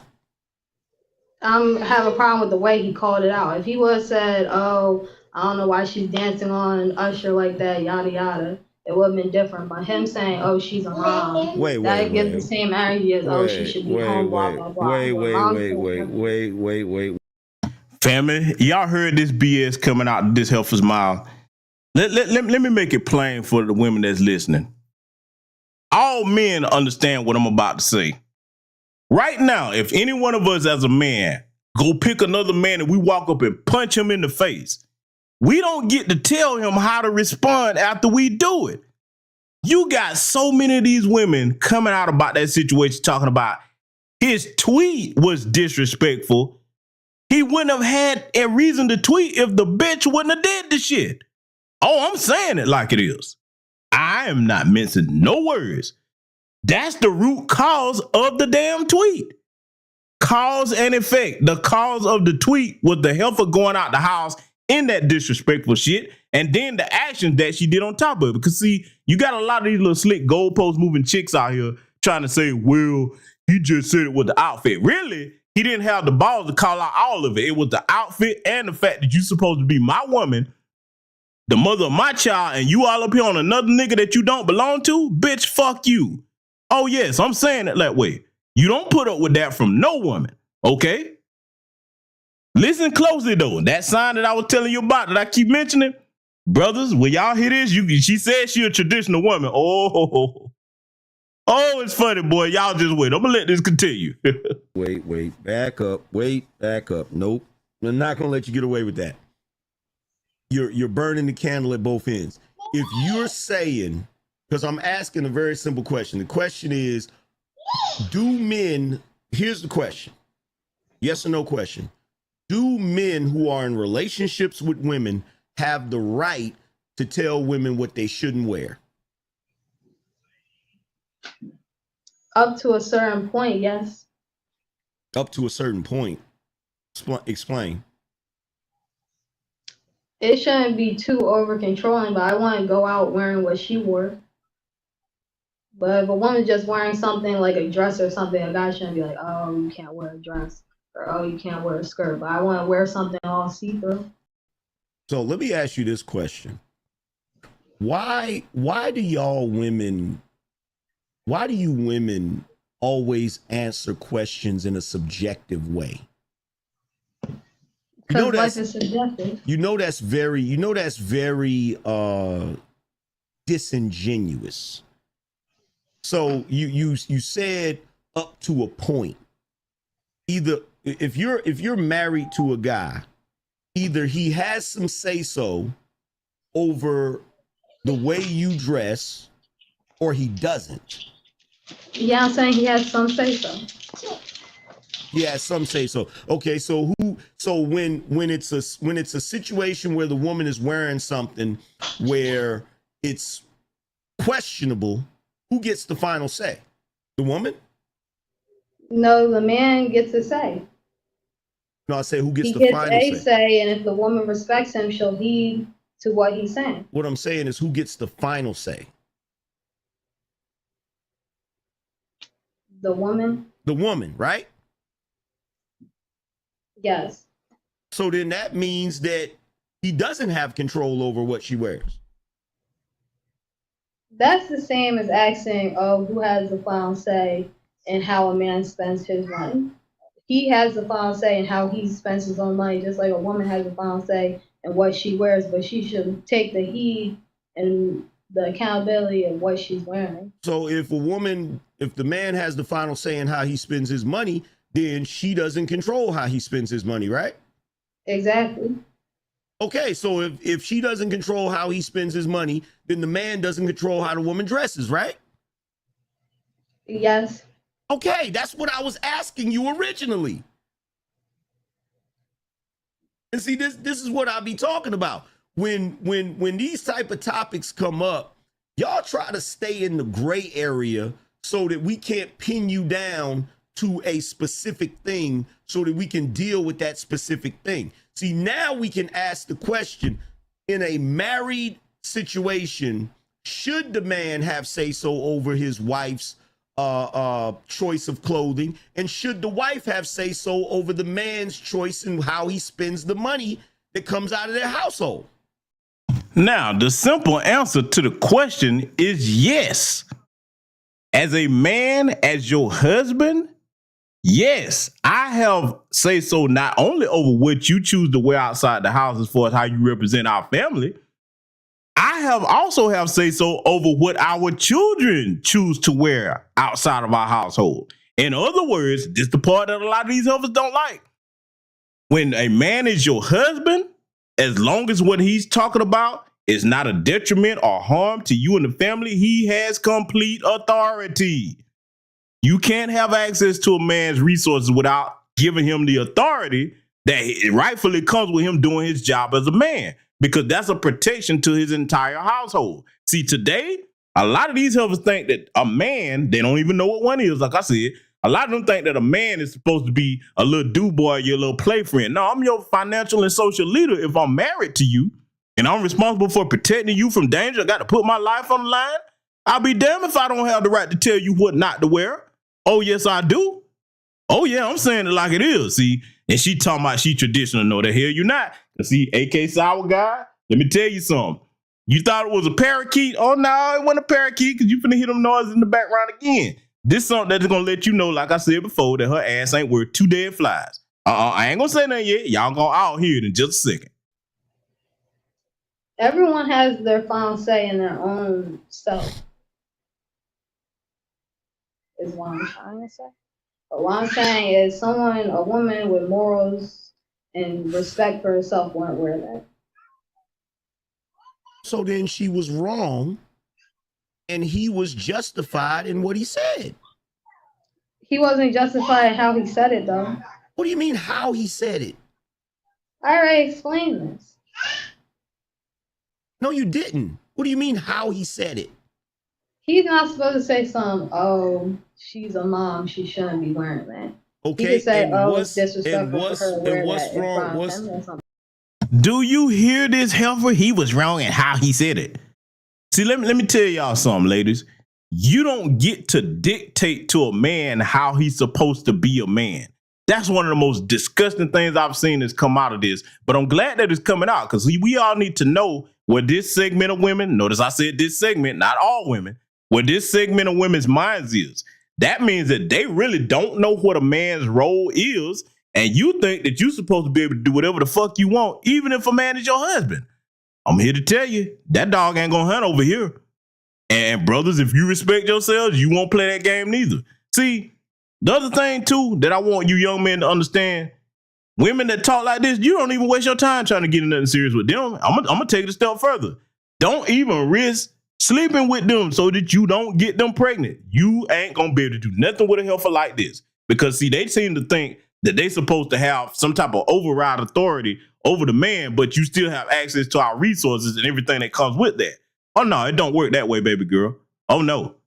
But like I said though, she finna tell on herself big time in the second here. It's coming. And you look, based upon what you just got through saying, a woman who respects herself is not gonna dress like that. Would you consider a mother a different tier of what a woman is? Not necessarily. So there's no difference between a mother and a woman that's just single? Not necessarily, no. How? So mothers, okay, so basically what you're saying is that when next year rolls around, when Mother Day come around, nobody should say Happy Mother's Day then, right? No, it's not what I'm saying. Then what are you saying? I'm saying that he shouldn't have said, oh, she's a mom, she shouldn't be wearing that. Because mothers are grown women too. They can wear what they feel like they want to wear. Actually, they can't. They can't. You see how far gone she is sitting here trying to argue that? Because see, this goes to show you not only does she not understand what a man's role is, she doesn't understand the difference between just being a regular single woman with no kids versus being a mother. See, it's a damn shame that a man got to break this down. Let me make it plain. As a single woman, okay, you can do whatever you want to do. When you get to the point where you're in a committed relationship, especially the marriage, and you're now a wife, and then you become a mother, yes, your status is elevated, and now you take on a different role. All that clubbing and all that single bullshit, you can't blend that into being a wife. You're not going to be a hoe and be a wife today. These brothers ain't going for that shit. No. And the fact that her little old beanie baby head ass got to be told this, because she understands it. This woman isn't stupid. She ignorant as hell, but she ain't stupid. All of them are trying to say, okay, if we all just decide that this is what the man gonna accept, then that's the way it's gonna be. And this is why I keep telling people, no matter how they feel about it, this is where you get your passport bros. There really shouldn't be no passport bro movement. But if that's what they got to wrestle with, okay, fine. You do you over here with the clowns that's gonna accept that. And those brothers are going to get on planes and go elsewhere. The ones that are serious about finding traditional women that want to start families. I'm not saying we don't have them here, but it's so many out here like her. The way he said it. Really? It's sad, but I want y'all to hear this foolishness coming out of my mouth. You literally just said a woman who respects herself would not dress like that, which means they can't wear whatever they want to wear. But if a woman is going out, I'm listening to chat. Lord have mercy, what you done did to the baby. There it is right there. I told y'all she was going to reveal that she wouldn't wear 2 dead flies. Now, why am I saying that? Let me tell you something. Traditional woman, my ass. No, she's not. Because, see, let me tell you something that traditional women know to do when they have children, whether they're in a marriage or not. By a certain time, the children's supposed to go to bed. You're supposed to put them to bed. Your child, see, that lets you know that she ain't whoever her baby daddy is, because I know she can't be married. She can't be, not talking like that. Whoever her baby daddy is, boy, you a fool. You don't put your seed in and everything. A good woman know that a child needs rest. You feed that child by a certain time, and after that, you put that child to bed. That's a young child, too. You can tell. I feel so sorry for that baby. I do. I'm a traditional woman. No, the hell you not. I feel so bad for these brothers out here. That's what they got to choose from, man. Real talk. I want y'all to listen to how Angry Man's going to address it, though. Because like I said, the dude may be a coon, but he got that part right when he was talking to them helpers up there. Let's let it continue. Lord have mercy. Got the babies crying. But y'all get what I'm saying, right? Y'all get what I'm saying. At the end of the day, we can't keep burning the candle at both ends. We got to decide what's it going to be? Which one is it going to be? You feel me? See, and anytime you get into that type of conversation, they want to keep it in the subjective realm. They want to keep it in the gray area because they don't want you to be able to set a standard. That's really what that is. They don't want you to be able to set a standard and say, okay, fine. You know what? If you got say so over how I spend the money that comes out of our household, then I got say so over how you dress and how you present yourself, being that you're my woman or my wife. And what he just stated, that is the basis of a healthy, functional relationship. He has say so over what you choose to wear and certain other things that you don't do. He got the final say. And you as the wife, yes, you definitely have say so over how the money is spent in the household. See, people with sense know that, and they work together, and each person respects the lane and the role they're in a relationship or a marriage. But see, that helper that was just talking about she's a traditional woman, and the helper, no, you're not. No, you're not, because that baby would have been put to bed by this time that he was having this show. And this had to be around 9:30, 10, something like that. Okay, because I didn't catch it when it airs, but I know he usually goes live in the evenings with topics like this. Okay, so again, hell is gonna freeze over, but I have to find myself agreeing with his approach on this. He got it right. See, they don't want that. This is what they want. This is what they want, right? What they want is to be able to constantly dictate how a man operates and moves while simultaneously being able to do whatever the fuck they want. Because think about this. She's saying that he shouldn't have said it that way. Said it what way? Y'all acting like he went on the tweet and said, bitch, bring your ass home. He didn't say that. Shit, he should have. Said, yo, look. I'm going to keep it a buck with you. Maybe he should have. But all jokes aside, proper thing for him to do was to vet her before he went to that far with her, and to point where she's now the mother of his child. Because now you tied to her for 18 years. Win, lose, or draw. You can leave the relationship, which would be best. But now that's another broken home you're going to have to deal with. Because see, mark my words, a lot of people are making predictions on whether he's going to stay or leave. I'm going to tell you right now, I'm going to call it. We're going to see. I don't think he's going to be able to stand it because, see, you think back to a lot of the other men that a lot of us have called out over here. Russell Wilson, okay, Steph Curry. The list goes on and on. Sooner or later, that pressure going to get to him. You're going to get tired of other men mocking you and making a joke at you because you willingly choosing to stay in a situation that ain't going to get no better. Let's be clear. She is not going to have no revelation and say, you know what? I'm wrong. Let me change. How do I know that? Look at what she posted right after she got all that attention. Keyword attention. After she did what she did, she went and doubled down on her and posted that little smart ass video there with his baby. You can't do nothing with a bitch like that but leave and do the best you can to co-parent your kid. But hey, you know, I gotta let Angry Man speak on this, man, because like I said, I was shocked when I heard him take this stance. I really was. Not so much that I didn't expect him to call it out. I was shocked at how he articulated it when the two helpers came up there trying to do all that babbling and goalpost moving. But yeah, let's let him continue. Look at the dress, though. You're a mom. What is horrible about that? Like, y'all can try to fool other niggas. You can't fool me. The only problem with that statement is that he fucking checked her.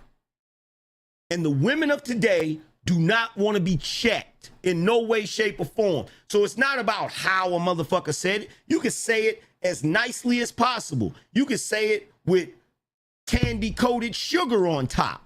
It's not about the fact of how you said it. It's the fact that you said it at all. Bingo. He's absolutely right. I got to give him credit. He's right. Today, when you look at their reaction, they think that men are supposed to just sit there and accept any kind of abuse, and these women are just supposed to run all over us and do whatever the fuck they want. Let me tell you something. There's only a select group of simps with no spine that's going to tolerate that, because they are not the majority. Oh, they are not.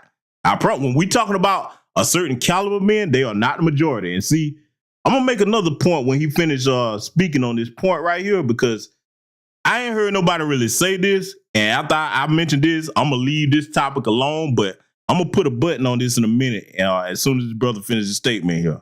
I can't call him a brother because he be cooning, but y'all get what I'm saying.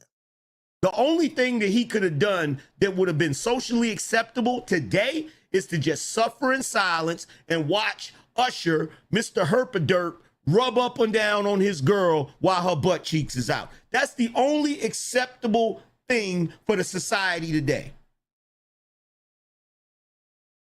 Now, he was right. Because, see, let me make something clear. And like I said, I'm going to leave it alone after this. Today, when we think of respectable women, you think of Dr. Francis Chris Wilson, Shahrazad Ali, Ida B. Wells. I could keep going on and on. We respect those women because of the way they carried themselves and how they conducted themselves as women and what they mean to our people. You're not going to have turbo thoughts out here today getting the same type of respect that real women like those I just mentioned get and have gotten. We're not going to do that. These lines are not going to be blurred no matter how hard-headed you want to be. Men are not going to play that game with you. No, you're going to have to pick. Either you want to be a turbo thought and do your thing, or you want to be a wife and you carry yourself as the role of a wife. You're not going to blur the lines and cross them up between the two. It's just not going to happen, okay? That's the part that I had to point out that I hadn't heard nobody really go ahead and just draw a line in the sand and make it that plain. But we got one final order of business to take care of right here. These clowns right here. Oh, yeah. Y'all sent this to me, and I told you I was going to deal with it, okay, because I thought it best to put it in this broadcast because it fits into several things that we discussed in the opening of it. I saw the clip, and we're going to review it. Let me say something right now, and other people have made this clear, but I want to make my position on it clear also. The women that we're about to review in this, oh no, you do not get the privilege of just being called black. No, you're going to be what you are, your specific nationality. Some of them were Haitian, some of them were continental African, Caribbean and continental African. There wasn't no foundation of black American women in what we're about to review. These two hardcore buck dancing Sambos, the one that looked like a little Kermit, okay, little chocolate covered Kermit, little funny face looking bastard. He's Caribbean. Myron Gaines is Sudanese, okay? Little Arab, all right?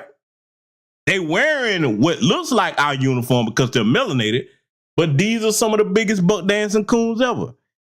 I'm going to play something. It's going to come a point where I'm going to have to edit some of it because of some of the language that was used, but I'm finna give you my reaction on this, and then we're going to explain some things.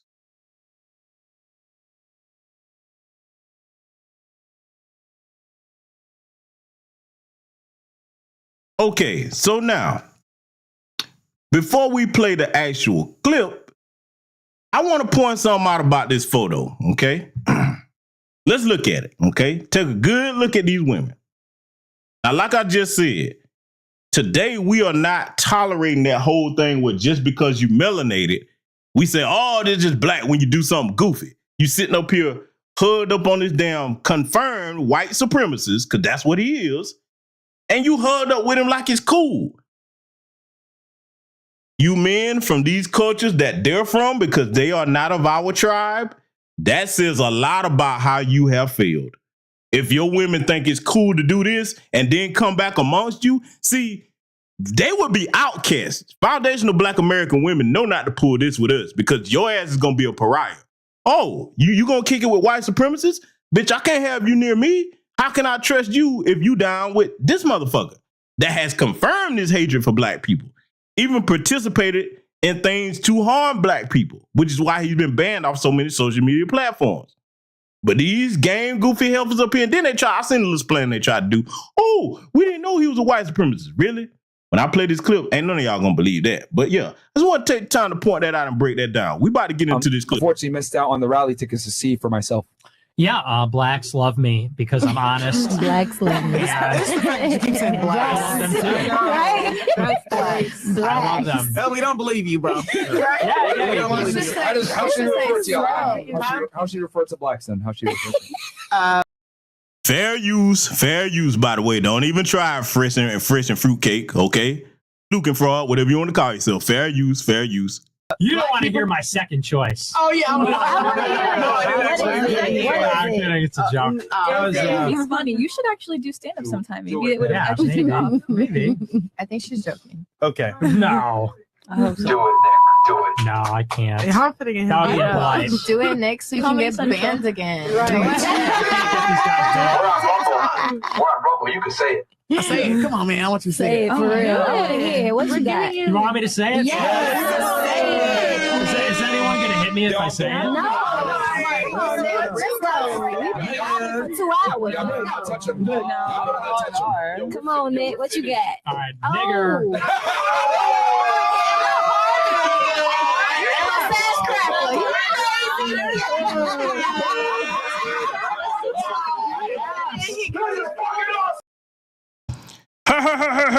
No, they just think that's so funny. Oh, it's so funny. Oh, it's just hilarious.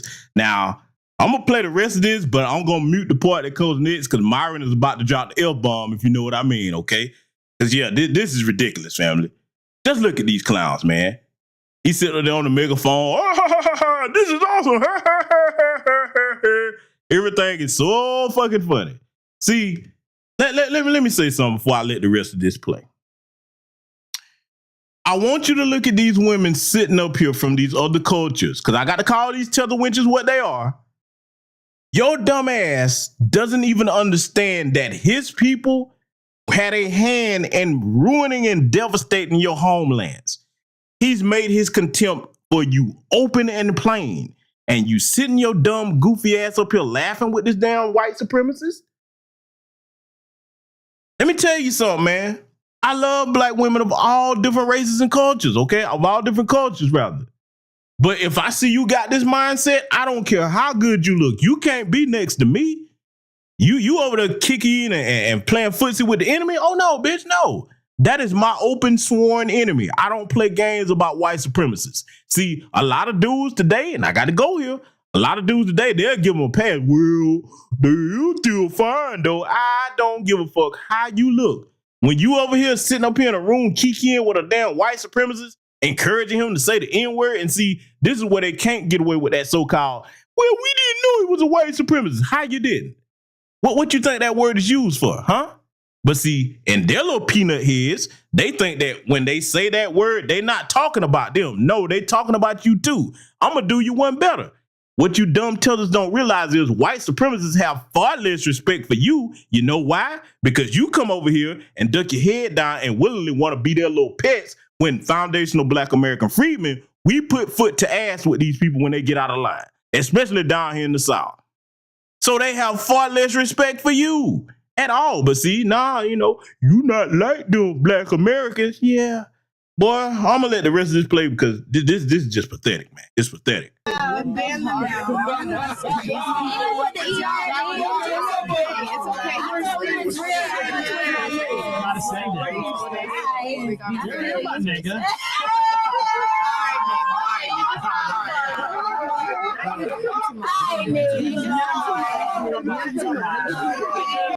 By the way, all of them in there, everybody, there's nothing but tethers in that little goofy apartment that they in right there. Nothing but tethers. Little goofy cameraman up there doing the thumbs up.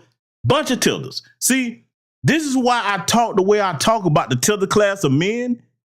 You don't have any honor and integrity. Myron actually think he's a little white boy. They got him on camera, white guys like us. He actually think he's a white man. He do. Do you know how mentally damaged you got to be to think that way? You can't be nowhere around us, man. And see, he knows that down there in Miami where he is, people like this, these types of tethers, they don't hang nowhere around us. Oh, no. See, don't let him fool you. Don't let him fool you. He got all that little tough guy act going on camera. He won't come nowhere around where we are and pull that same shit. You catch him slipping somewhere, man, oh boy, it'll be a totally different scenario. I promise you. I'm telling you what I know, not what I think. Let's let it continue. Yo, it is amazing to me how a word can get everybody so fucking mad, bro.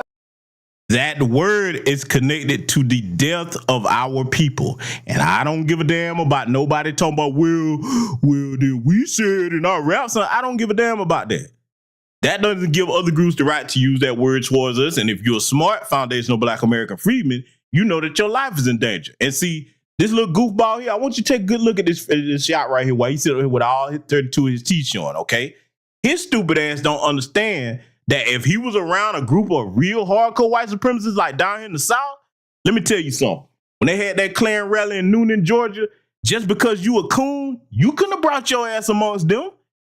These good old boys, the real hardcore stomp down white supremacists down in the South, Georgia, Mississippi, Alabama, New Orleans, okay? You go over there, down in Louisiana. They're not playing with you just because you're cooning. They don't want nothing to do with you. See, if you think you really one of them, come on down to some of them places, Myron. I done told you. I can tell you where you can go, where you can find them at. Get caught in Griffin, Georgia.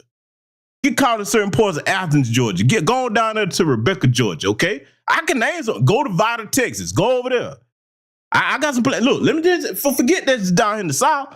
I can tell you where you want to go. If you think you blend in with the white people, goofball, go up to parts of North Dakota. Go over to Oregon, okay? Go over there, all right? Going up to Maine, Wisconsin, parts of that. Go on up there and see if you can blend in just because you're cooning with the white supremacists. You go try that, okay? You go try that. That's what I want you to do. Take me up on that challenge, man. Take me up on that. Wait, hold on. Yo, you asked for it. Yeah, give it. We didn't ask for it. You guys asked for it. I definitely want to know what. I definitely want to know what's on your top because you gonna definitely know what's on mine. Fam, let me tell you something. How you know every one of them Tilted class women up there ain't worth 2 dead flies, like I say? If the minute they would have heard him say that N-word, they dumbasses would have got up and walked up out of there. That's not something that you play with. Your life is in danger when you're around white supremacists using that word. But see, we can't tell them nothing until they end up in a situation like Christian Obumseli. You're dealing with your little white chick on OnlyFans, and then she gets mad and stabs you to death, and nothing happens to her. And then, FBA, where you at? We are cowards, remember? We don't know nothing. You want to sit up here and kiki with these damn domestic terrorists up here? You on your own. Don't bring that over here where we at. Look at her up here kissing on her. This dude, y'all saw when we put our, we got on Just Pearly things, okay? AKA Light Spice, as I like to call her. You heard his statements about black people on that show. And this dumbass is sitting up here kissing on this. Man, he wouldn't piss on her if she was on fire to put her out. Oh, but we ain't done with him by sight. This is another one that was on the show. Now you see fellas, this is what we've been cautioning y'all about these tether winches, okay? We already see the bed winches over here amongst our ladies. We see them. They know that we ain't gonna fall for it.